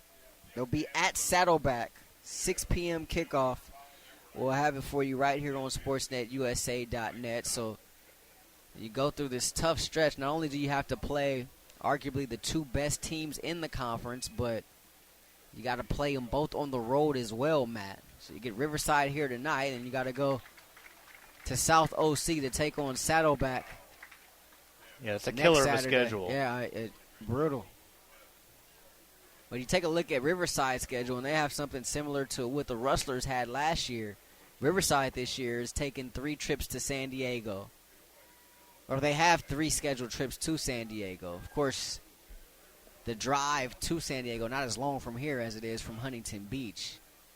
But the Rustlers last season hit up Mesa, hit up Southwestern, and hit up Grossmont. And Riverside doing the same thing this year. You got to imagine the Rustlers will probably have a similar schedule next season as they flip home and away. 2nd and 6 as Ale's helped off the field. Looking over the middle. Irwin, nearly picked off. Nearly picked off at the goal line. Incomplete. And another Irwin pass into the hands of the Rustlers. That bring up a 3rd and 6 for the Tigers. Leaning back and nearly getting that one was Nick Kaufman. Here's the 3rd and 6. Irwin with time. Fades to his left, now rolls back near side, coming right outside the hash marks at the 25, pumps at the 20, tucks and runs at the 10, and gets hit out of bounds inside the 10 at about the 8-yard line. Nearly a late hit there against the Rustlers and the linebacker Jones. But instead it's going to be a 1st and goal after that scamper of about 14 by Irwin, and now he's inside of goal-to-goal territory, and this is where he's dangerous with his feet. Nick Mitchell talked to us before the game saying they like to use him down here with his legs, and we saw it earlier in this game. 1st and goal from the 8. They put it on the ground. McGlory bounces off of one, spins out of another, does a balancing act as he puts his hand on the turf and keeps his balance across the 5 and down. Finally, he succumbs at the 3-yard line. 2nd and goal as we approach 10 to play. And right here, you have got to keep an eye on Mike Irwin. This is Mike Irwin territory right here. This is Mike Irwin territory. You're absolutely right.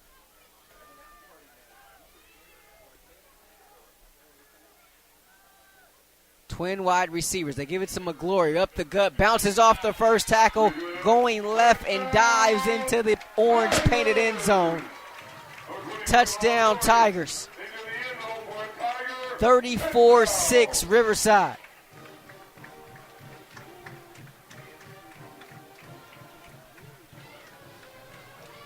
And it's been tackling, at least the latter part of this drive. Rustlers missing a lot of tackles. McGlory ever so slippery. Right through the grasp of these white-clad Rustlers. As the point after attempt is up and through. 35-6 Riverside with the lead here. 9:45 to play, third quarter from Wheelock Stadium.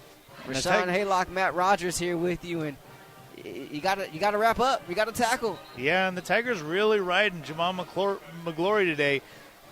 Came into this game with only 16 carries on the season, but they are using him, and they are using him a lot. And he is doing a great job. That's his 2nd touchdown of the game, doubling his touchdown total for the season from 2 to 4.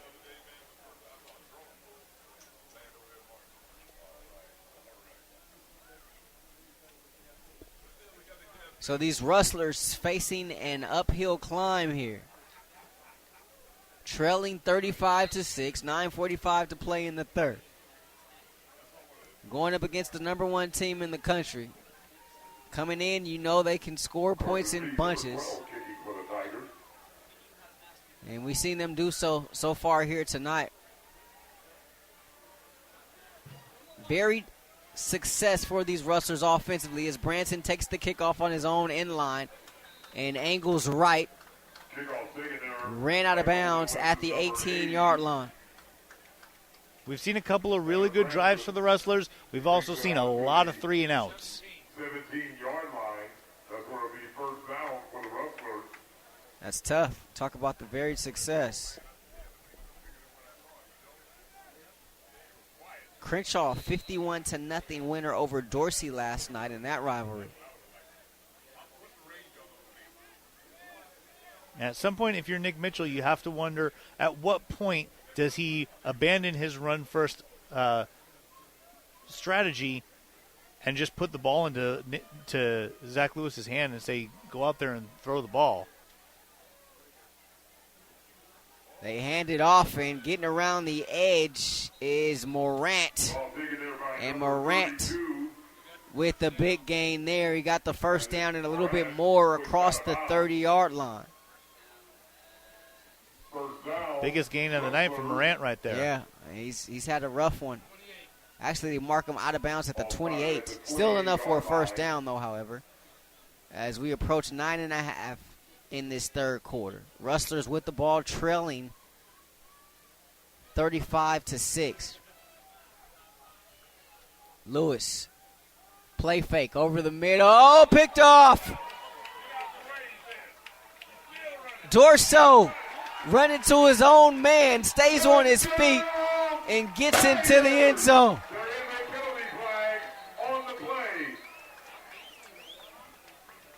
There is a flag on the play. Have a night, young man. He's got a punt return for a touchdown, and this could be an INT return for a touchdown if it stands.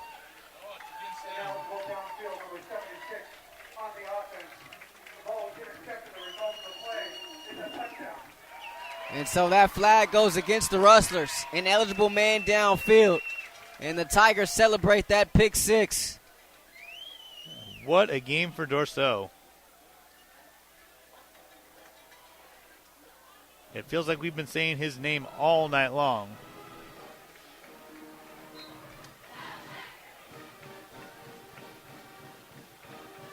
He's a playmaker. You saw it there, the return skills on display on that interception. He's got 2 touchdowns on the night with the extra point splitting the uprights. It's Riverside 42, Golden West 6. And that was Dorso's team-leading 4th interception of the season. Some guys just have that knack for finding the ball, and he's certainly one of them. But not only that, he knows what to do when he gets his hands on the ball. And he single-handedly has caused a ton of frustration for these Rustlers here tonight.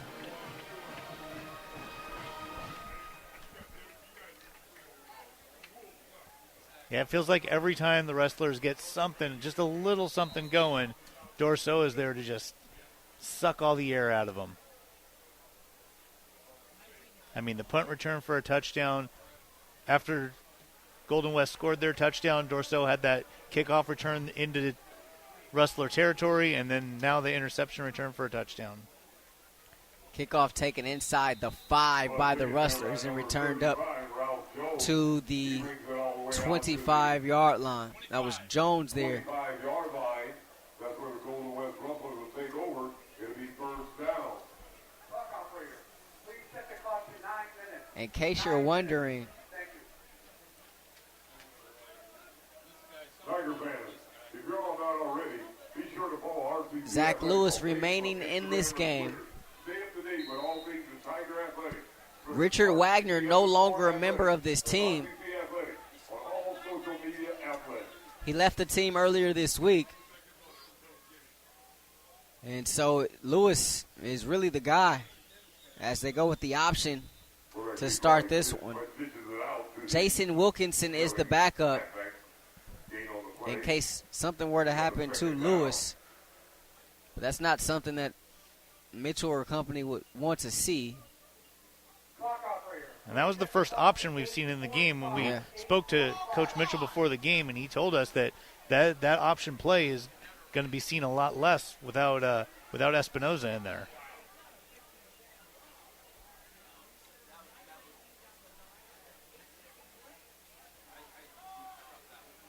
Here's Morant getting the carry right up the middle, and he gets it up to about the 33-yard line. It's going to be a couple yards shy of the first down marker. Pick up a 4, brings up a 3rd and 3. Under 8.5 to play here in the third quarter. And it feels like every time we look up, it's a 3rd down for the Rustlers. Yeah. And it's just been a tough time of it. They were 3 of 11 on 3rd downs in the first half.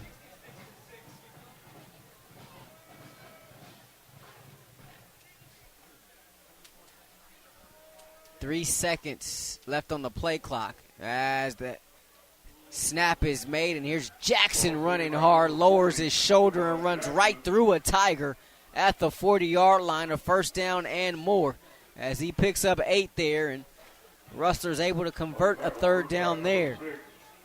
Jackson runs hard. You got to appreciate the way he runs, coming off that big game last week in which he had 120 yards and a touchdown. Probably the biggest bright spot for the Rustler offense in this game. Not really a whole lot to hang their hats on so far.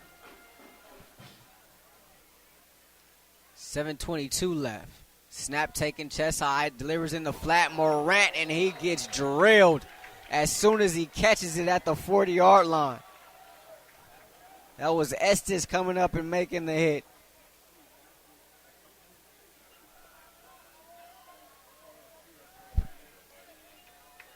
Morant caught it as soon as he turned. He was just seeing black and orange. They give him 2 yards on the reception. That brings up a 2nd and 8 for the Rustlers.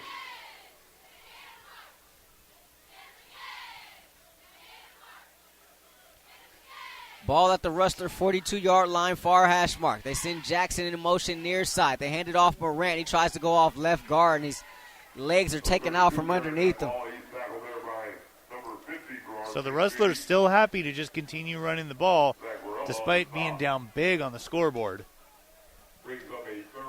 And once again, it's a third down for the Rustlers.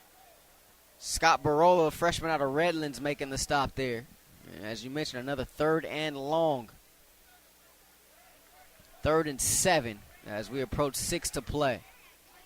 Ball at the Rustler 43-yard line. Far hash mark going right to left here in this third quarter. Lewis, 3-step drop, delivers near side pass, caught on a little out inside the 45-yard line. That's Atencio, but he's going to be shy of the first down marker. And that was Dorso taking him down.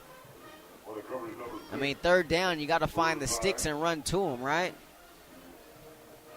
Yeah, you got a third and if down you're and Lewis 8. and you know your man is underneath you, you got to be careful about making that throw there. You're going to be shy of the first down.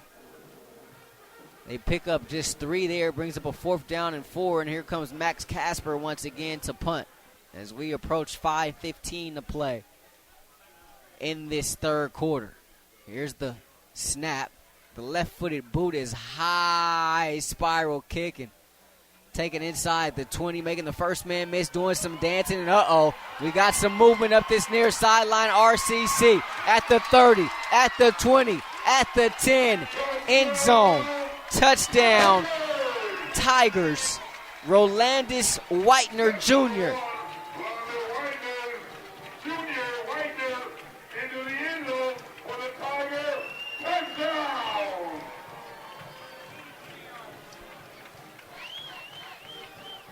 That's the 3rd non-offensive touchdown for the Tigers tonight. You talk about getting it done in all phases, Matt. They're certainly doing that. Yeah, when you're playing a team with an offense as good as Riverside, you cannot let their defense score touchdowns. You cannot let their special teams score touchdowns on you. And that's 21 points that their special teams and their defense has put up.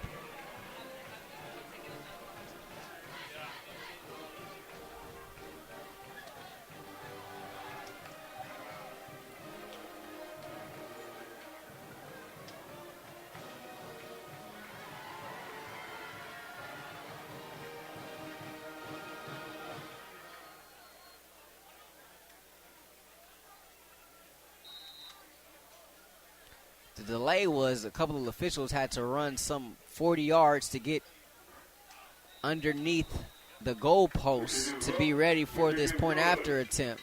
They get there, the kick is up and good. Our score is 49-6 in favor of the Tigers. 4:55 to play in the third quarter. As the Rustlers just getting it handed to them in every single phase of this ball game.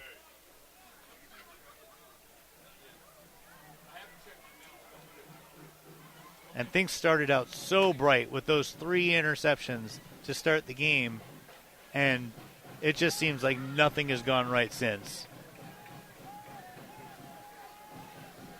And that's a problem we've seen these Rustlers have this season, especially earlier on in the 2019 campaign. They started to correct themselves a little bit more as the season went along, but first couple of games, they did a nice job of forcing turnovers, of getting interceptions, but not able to capitalize and turn those points into turn those turnovers into points. I beg your pardon. And it's come back to rear its ugly head once again tonight as Diego Jackson takes the kickoff a yard deep in his own end zone outside the far hash mark and swung down to the turf at about the 25-yard line. They give Mo Unga the tackle. 1st and 10 Rustlers from their own 25-yard line. And you can't help but wonder, is there anything the Rustlers can do to try and swing momentum? I'm not sure they can possibly get back into this game, but just to something positive going forward. You got Saddleback next week. Doesn't get any easier for you. Or if it does, maybe just a hair, as Lewis still in there at quarterback. 4 wide receivers. It's hop split alone to the far side. They hand it off. And that's Jackson getting the carry up the middle to about the 29-yard line. 4-yard pickup there as they stop the clock with 4:38 to play. Was there a timeout? Number 40 on the carry, 56 on the tackle for Riverside. Not sure why they stopped the clock there, but approaching 4.5 to play as they put the clock back in play. Rustlers continuing in a no huddle. 2nd and 6 from their own 29. Snap taking helmet high there by Lewis. Hands it off to Jackson. A nice run as he gets to the second level and outside the numbers at the 40 and tumbles his way to the 44-yard line. He really can. We look at a guy that size, you don't think that he's going to move that fast, but he gets moving. He rumbles a little bit. 15 yards on the game. And so far, just from production alone, I got to say he's one of the best backs these Rustlers have had here in this program in quite a few years. Here's Morant. He'll get his turn. A little stutter step in the backfield before going off right guard. And able to push the Powell forward a little bit, just shy of midfield, down at the 49-yard line. As we approach 3.5 to play in the third.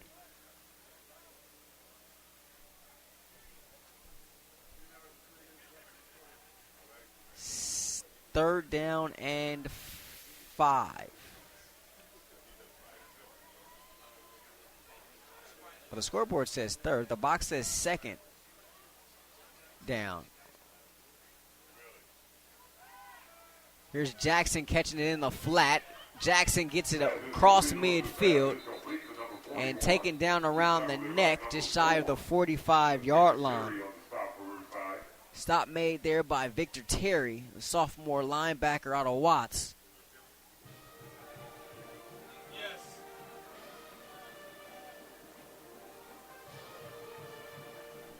Holding on the extra number 4, 10-yard penalty for the front of the foul. CP, second down. So a penalty called here against the Rustlers. They get tagged with a holding penalty. Good to see Julian Porter-Nash back in the game. He's in there at left tackle right now. Remember, he left the game earlier tonight. Right at the 40-yard line. So second down and 14 for the Rustlers from their own 40-yard line. They go with a bunch set, twin wide receivers to each side. And somebody moved up front for the Rustlers.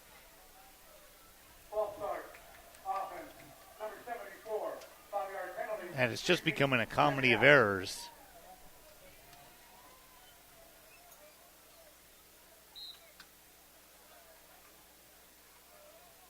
Still officially no penalties on Riverside today. Just that one offsetting penalty. Same formation, 2nd and 19. Lewis pump fake, now delivers near side for Carr, incomplete, as it bounces right in front of his feet. Third and long coming up.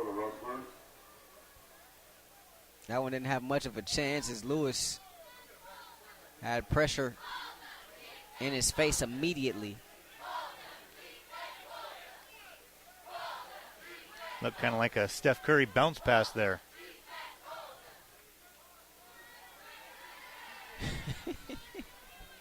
It actually did. You hear about Chef Curry with the shot, not necessarily Chef Curry with the pass, but that certainly looked like it. And this time the pressure coming in front of him, and Lewis just throws it away, throws it right at the feet of the defender. The quarterback was in the pocket when he grounded the ball near an eligible receiver. No foul. They say there was an eligible receiver there for Lewis, although he was in the pocket, and so there's no penalty there for intentional grounding. So it brings up a 4th down and 19. 2:16 left in this third quarter. Rustlers on the toughest 2-game road trip of their season. here in Riverside tonight, at Saddleback next week. High snap. Casper snatches it out the sky and gets rid of it. This one takes a Rustler, or a Tiger bounce, rather, at the 3rd. And a big bounce is grabbed in the air and downed at about the 27-yard line. So the Tigers will have it going left to right here with 2:07 to play in this 3rd quarter. I was about to say, at what point do you start just punting it right out of bounds instead of letting that return team get to it? The interesting thing about this is, throughout Coach Mitchell's tenure, and since Tom Kraft has been here as well, these Rustlers have played Riverside extremely tough as the pass is complete at the 30-yard line by Riverside. They played them extremely tough, regardless if it was here or back at home. And there was a game here specifically 2 years ago in which Golden West got robbed of a call. Otherwise, they would have won the game. They would have got out of here with a win. And, of course, Riverside was, amongst one of the top teams in the state at that time as well, as they go to the ground this time. And close to a first down is Riverside. And no measurement, they're actually going to give it to them. So, first down for the Tigers. And then you come into this game tonight, all of a sudden, 3 interceptions, bang, bang, bang, by the defense. And you think, okay, maybe we got something here. But Rustlers unable to take advantage of those turnovers that they forced, and ends up being a rough night.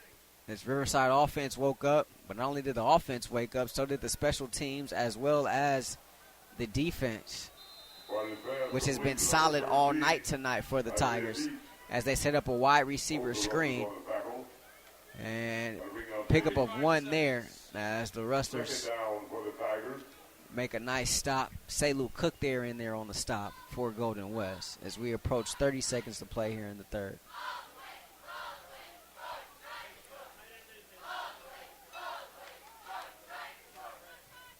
As Balaj is actually back in there for this drive. So the first time we've seen him since early in the first half. They go to the ground one more time, and shifty moves here by this tailback across midfield and down at the 45-yard line of Golden West. And that's Thomas Kinslow. So Balaj hasn't been out there since he threw that interception on the 2nd drive of the game. Yeah, and the interesting thing is Irwin threw an interception, but they sent him right back out there. So I guess it must not have been his fault. As Kinslow gets to carry one more time.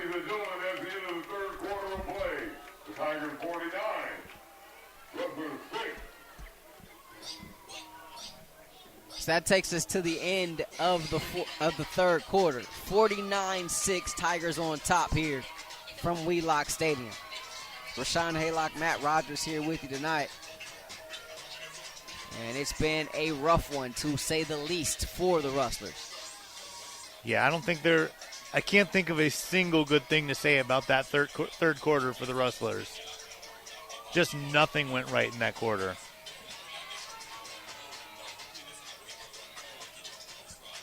This was a 28-6 game at the half, and Tigers put up a 21-piece here in the 3rd as we get ready to go to the 4th. But, I mean, this is a team that can score in droves. Last week down in Grossmont, they outscored the Griffins 35-6 in the second half.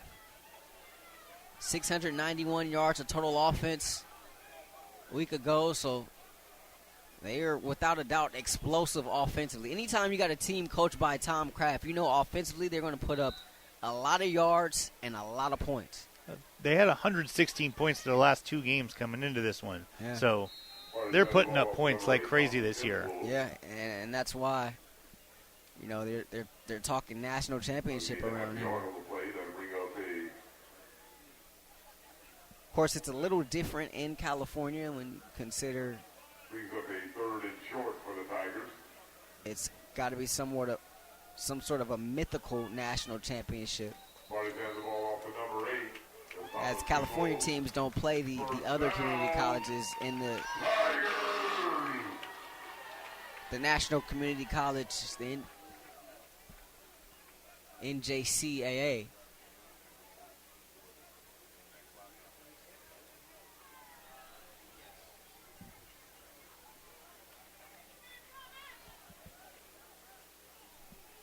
First and 10 from the 26-yard line. Balach throws it in the flat. That one incomplete. And now it's Thomas Kinslow. He just had it go in and out of his hands. They bring up a second down for the Tigers. Just dropped it. Don't see that often. He had a lot of green in front of him, so got to imagine he was looking to turn his head and take it upfield. You have to imagine he thought so, because if he came up with that, that might have been a touchdown. Second and 10. This time they hand it off to Kinslow. Stretch play. He gets around the edge, turns the corner, tackled from behind, outside the numbers at the 21-yard line. About 3 yards on the play.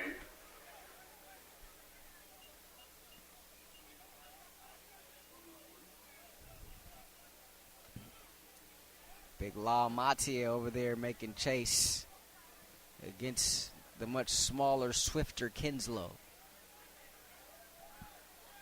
3rd and 4, ball at the 21-yard line. They go up the middle, and this time nothing doing. Run defense is stout there. Stephen Cruz and Selu Cook combining on the tackle there for Golden West. Brings up a 4th down, and we see the kicking unit for the first time tonight, at least for a field goal.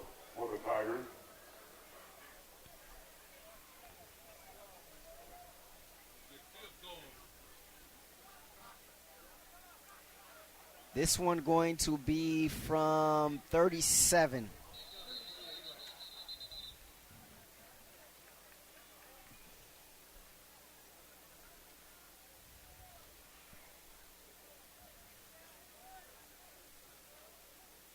Carson Reed is the kicker. There's a flag on the play, so officials converge right now. Flag is back at the 20-yard line. And this would be Reed's first field goal attempt of the year. He's made 2 extra points, but hasn't kicked a field goal yet. It's that time of the year. It's time for Tiger Cook Spirit Day. On Saturday, November 9th, your child can cheer and dance along with the RCC Spirit team during our sideline next football game. The event features a clinic instructed by the RCC Spirit team. Pre-game performance on the field, cheering with our football team on the sideline. You can register online at RCC Athletics. See a team member for details and a flyer. We can't wait to see you. Tiger Cub cheering in the jungle on November 9th. Encroachment, defense. That's a 5-yard penalty. First down.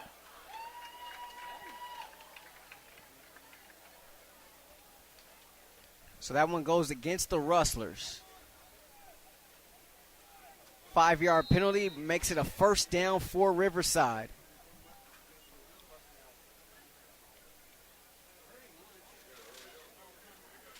So the mistakes continue for the Rustlers. Self-inflicted mistakes.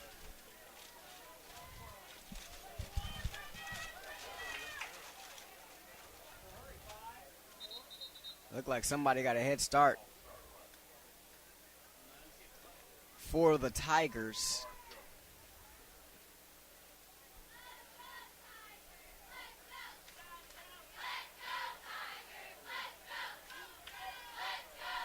There was no play.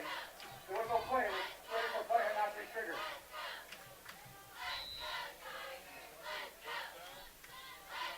Wait, I missed that. There was no play? There was no play. Okay. I've seen it all here tonight. Here's Kinslow getting the carry up the middle. In between the hash marks, he falls forward inside the 5. Wow. At some point, Rahshaun, you just got to throw your hands up and say, they're just not going to go our way tonight. Unreal. Kinslow gets it inside the 10-yard line. And they hurry up. They give it to him one more time. Breaks the tackle in the backfield, but he swung around the neck and driven out of bounds at about the 2-yard line.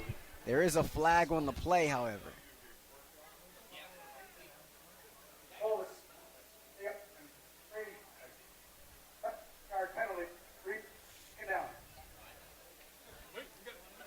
And after 13 Golden West penalties, we finally see our first Riverside penalty. A holding against Riverside. That, ladies and gentlemen, as Matt just said, is the first penalty of the night for Riverside. And it comes with 12 minutes to play in the fourth quarter.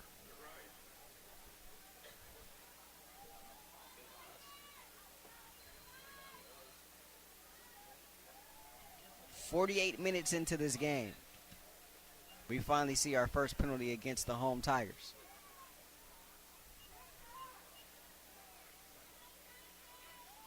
Here's Balach, empty set, looking back of the end zone, caught. No, they say incomplete. As incomplete out of the end zone. I think it'll be 3rd and 12 for the Tigers. So 3rd down coming up for Riverside.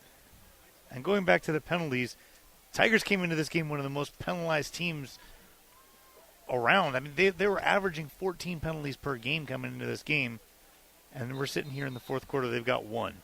Yeah, apparently they did a good job of cleaning it up. Javion Bird, freshman out of Denver, on the coverage there. I mean, right? That's the only thing we can think of, right, Matt? I mean, apparently they must have done a great job of cleaning up those penalties during the last week of practice. That's all it could be, right? Here's Balaj, pressure coming in his face. Guy wide open in the back of the end zone. Touchdown, Riverside.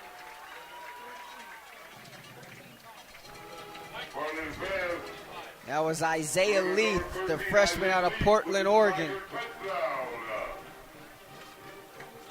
Got wide open behind everybody. No Rustler accounted for him. And it's 56-6 now, RCC. That was just a blown coverage there. There was nobody on him.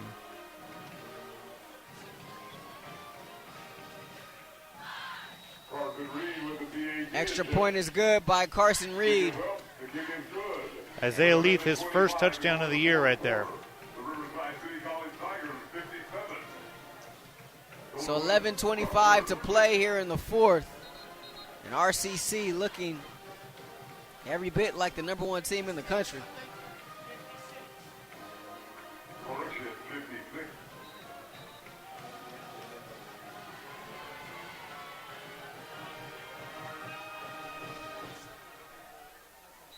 You know, Rahshaun, I think everyone coming into this game knew this was going to be an uphill battle for Golden West.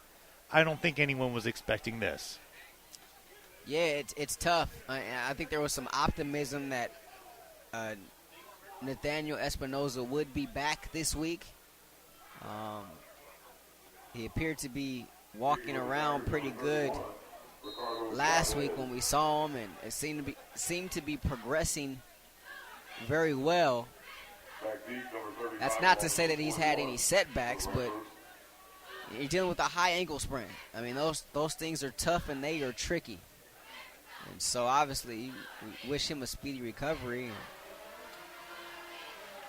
hope that he can heal up. Kickoff taking a yard deep into the end zone, angling left is Jones, and he's tackled down at the 20-yard line. And that's not to say that, you know, this would be a completely different game if Espinoza was in there. But when you lose your starting quarterback, your team has to take on a different identity. And so the team that we're seeing out there is not the Golden West team that we would see if Espinoza was under center. It changes the whole dynamic of the way you do things offensively. You got a run threat with Nathaniel Espinoza. That's taken away without him. And it's tough. Like you said, an uphill climb. Not sure anyone expected this, especially not after the 3 interceptions that were forced in that first quarter as Jackson gets the carry off the right side and down at the 25-yard line. I've seen a lot of games, a lot of Golden West games. I've seen a lot of football games in general. Not sure that I've seen anything quite like this. One of the stranger games I've ever seen. You talk about the interceptions, and then that team being on the wrong side of such a wide margin.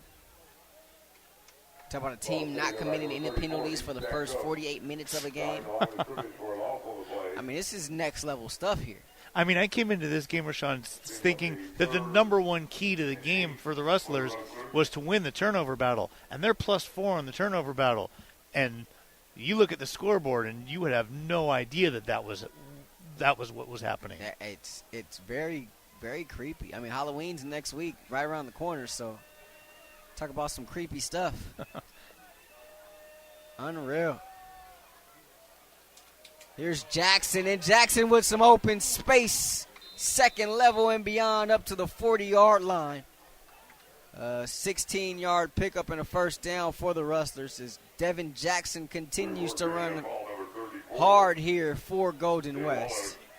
As we're under 10 to play in this fourth and final period from Wheelock. One thing that I'm starting to wonder, you have an injured starting quarterback. Your third-string quarterback left the team.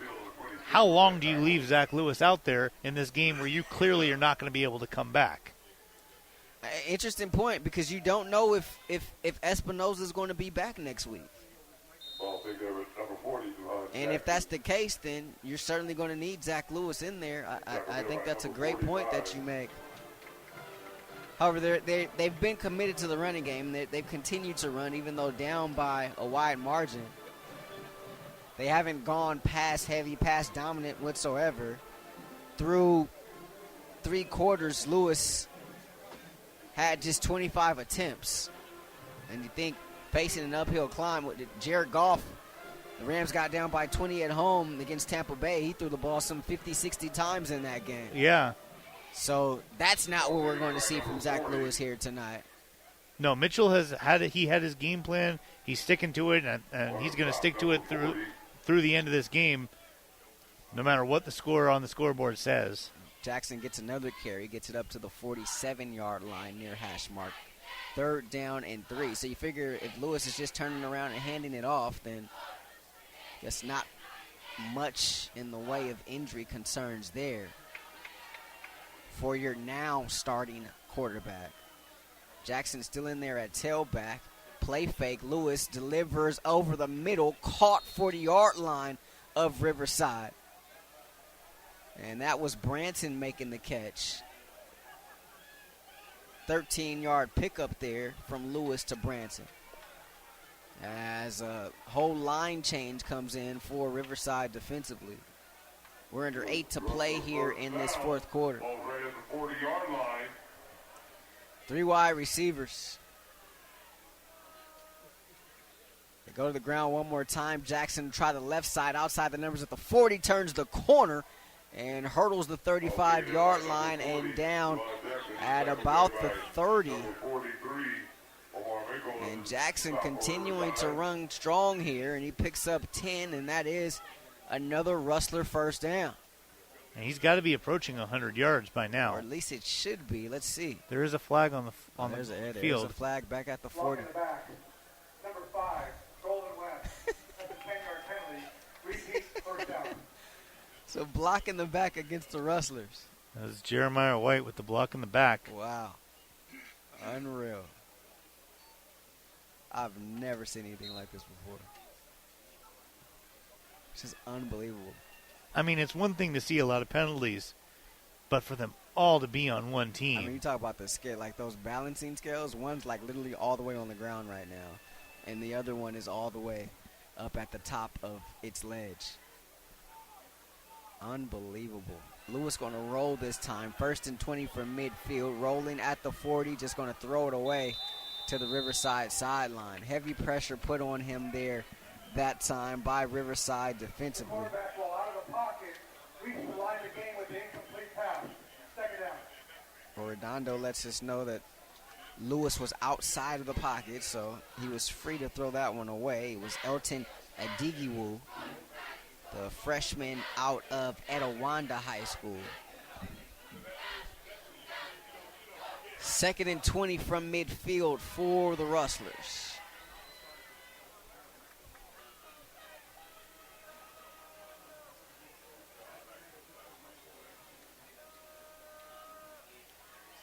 Lewis steps up to check the play. 10 left on the play clock. 7:09 left game clock. Lewis pumps, and he's sacked. Back at the 46-yard line. Number 96.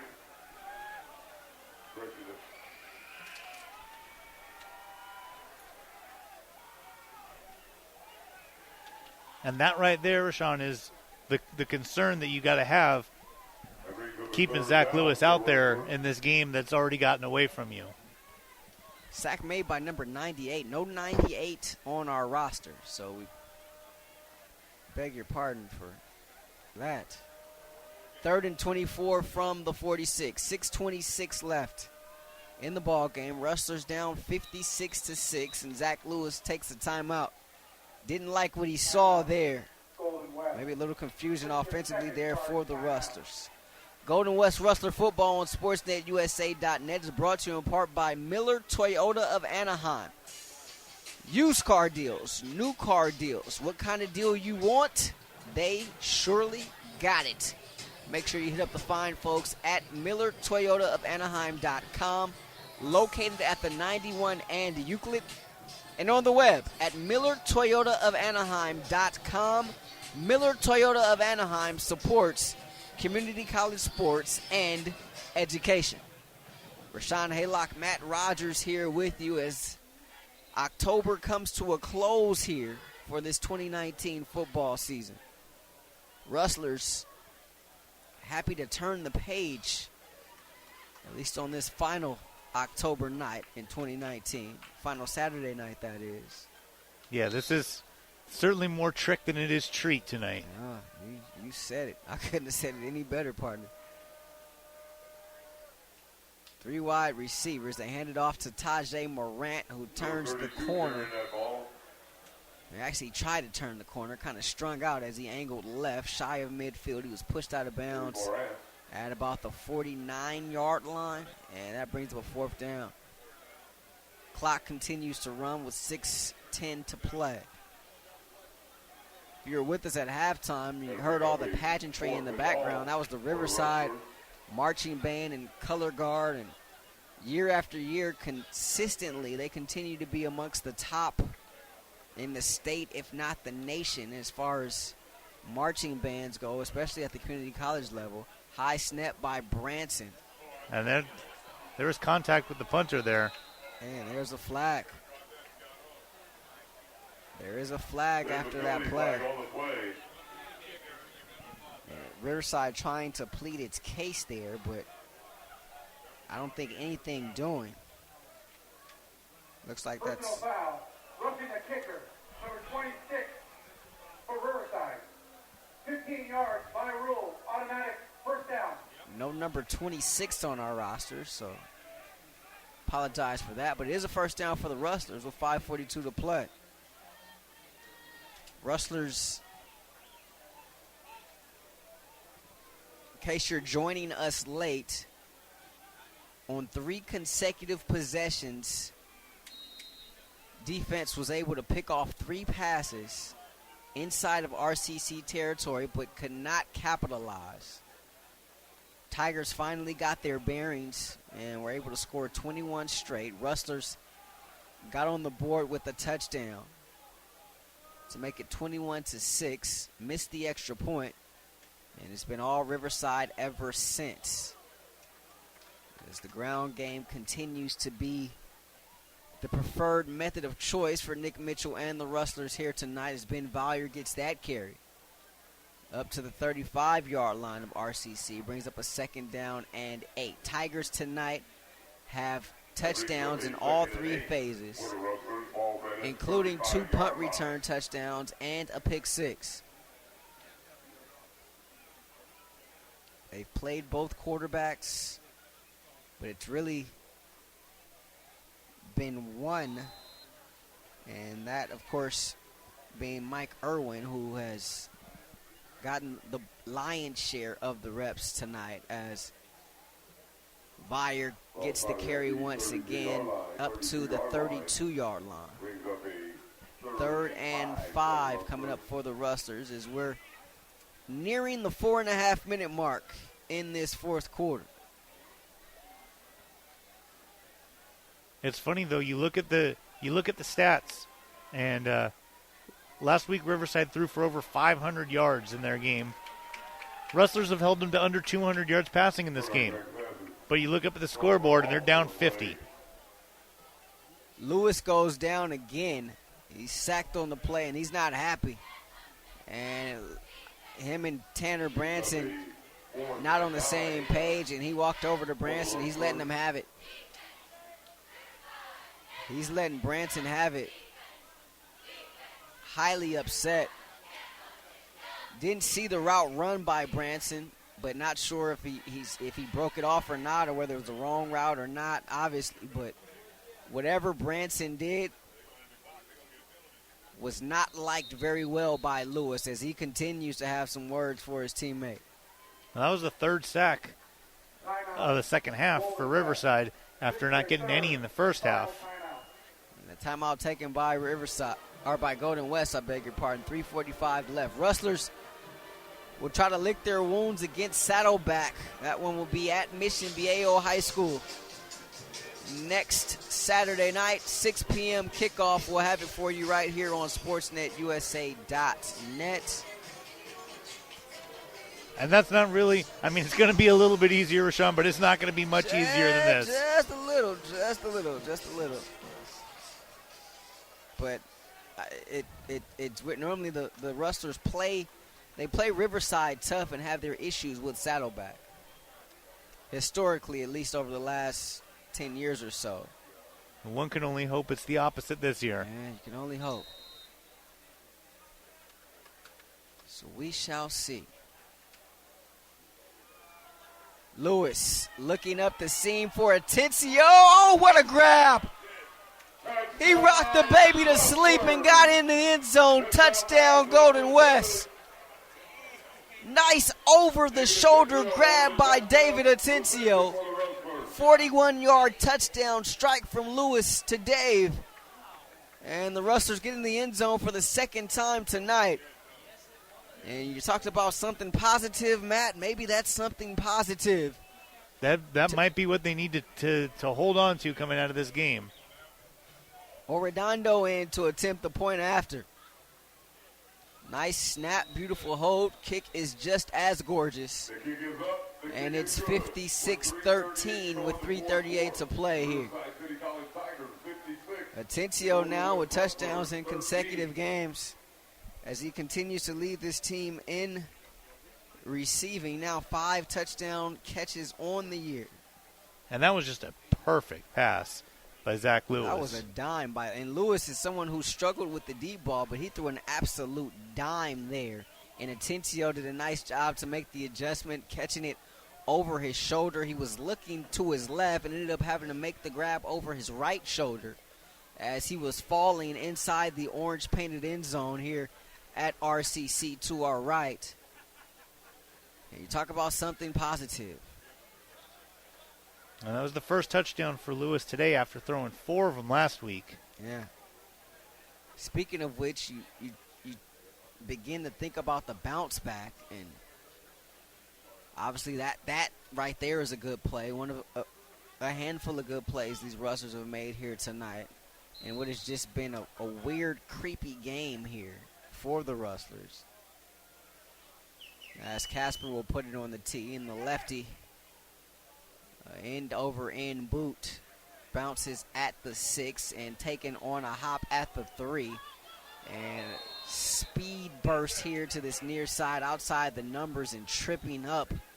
May have tripped over someone's foot. It's the return man up to the 30-yard line. I can't help but think that the Rustlers are going to have a long ride back thinking a lot about all the what ifs. What if there were no punt returns for touchdowns? What if there wasn't that pick six? What if they did something with those 3 interceptions at the beginning of the game? How could this game have been different? Because you look up at the scoreboard and it looks like they're getting destroyed, but there were chances throughout the game for them to actually be in it. That was Martinique Finn on the return. First play of this drive is a run to the left for Riverside, and it stopped in the backfield. That's Moanga getting in there and making the stop. So Balaj still in there. It would appear as though Mike Irwin's day is done. Yeah. So Elijah Bennett getting that last carry. This film, do you watch it? Do you throw it away? You know, like I said, there have been some good things there. There are some things that you can build on. You know, the defense hasn't played 56 points bad. The offense, I've seen some good runs out of the offense. There's something to build on there. So as much as you might want to say, let's throw this film away and not look at it ever again, there might be some things that you can build on there moving on, because just a couple of different things, if a couple of things went differently, this could be a completely different game. You can't help but wonder, what would this game have been like if Golden West had gone in and scored on those three turnovers in the first quarter? Yeah, you're absolutely right. I mean, I think not even for the points, not even for just the points only, but just for that threat, right? Right. And now this RCC team knows that, you know, they're in a ball game, but that of course didn't happen, and they got a second, third, fourth, fifth, 9 lives here tonight, and of course they took advantage of it. As Riverside goes to the ground one more time, and we're under 3 to play here. Honestly, just coming up, just if they would have just gotten 1 field goal out of those 3 turnovers, just something, just, you know, a punch in the face to Riverside, just to let them know, hey, we're here. We're here to play. But for them to get those 3 turnovers and then immediately go 3 and out on all 3 of them, that was just a huge letdown. That's tough. That's tough. As they go to the ground one more time, and that's Griffin, who started this game, and really we haven't seen him since the opening quarter, it feels like. He started the game, got the first couple of carries, but we haven't seen him since. As he was strung out there to the 35-yard line, brings up a 3rd down and 5 as we hit 2 minutes left, 2 minutes remaining here in this one.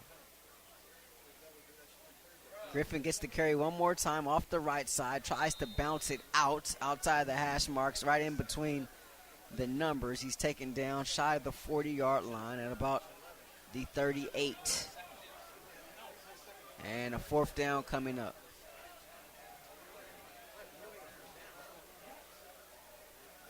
So a couple of runs there for Riverside, and they're going to be forced to punt it.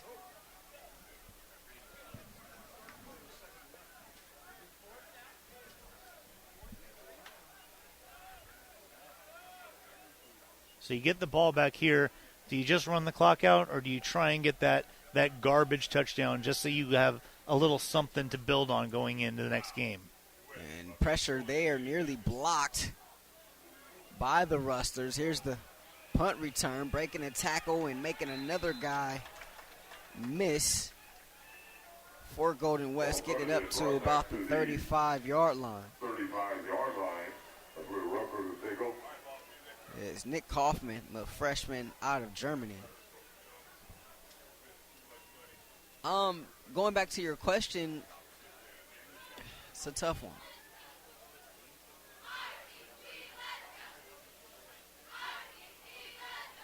I think maybe at this point you just run it, just get on the bus, get out of town. Just get out of here. Yeah. Avoid any injuries. Looks like we got a new quarterback. And we do.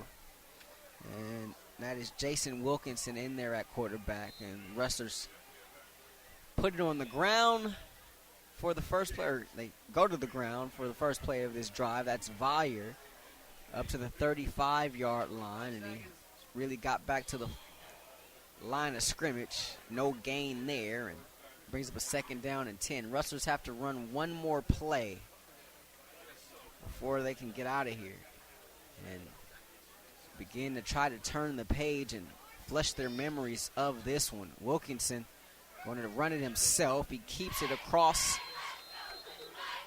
the 35-yard line. He picks up about 2. As the Rustlers offense will walk off to the far side of the field. Riverside will walk off to this near side of the field and concede. And that will be that. As this one officially goes final. Riverside 56, Golden West 13. As the Rustlers fall here inside Wheelock Stadium. And what was just a weird, bizarre night here in Riverside. Just a weird game. But the Rustlers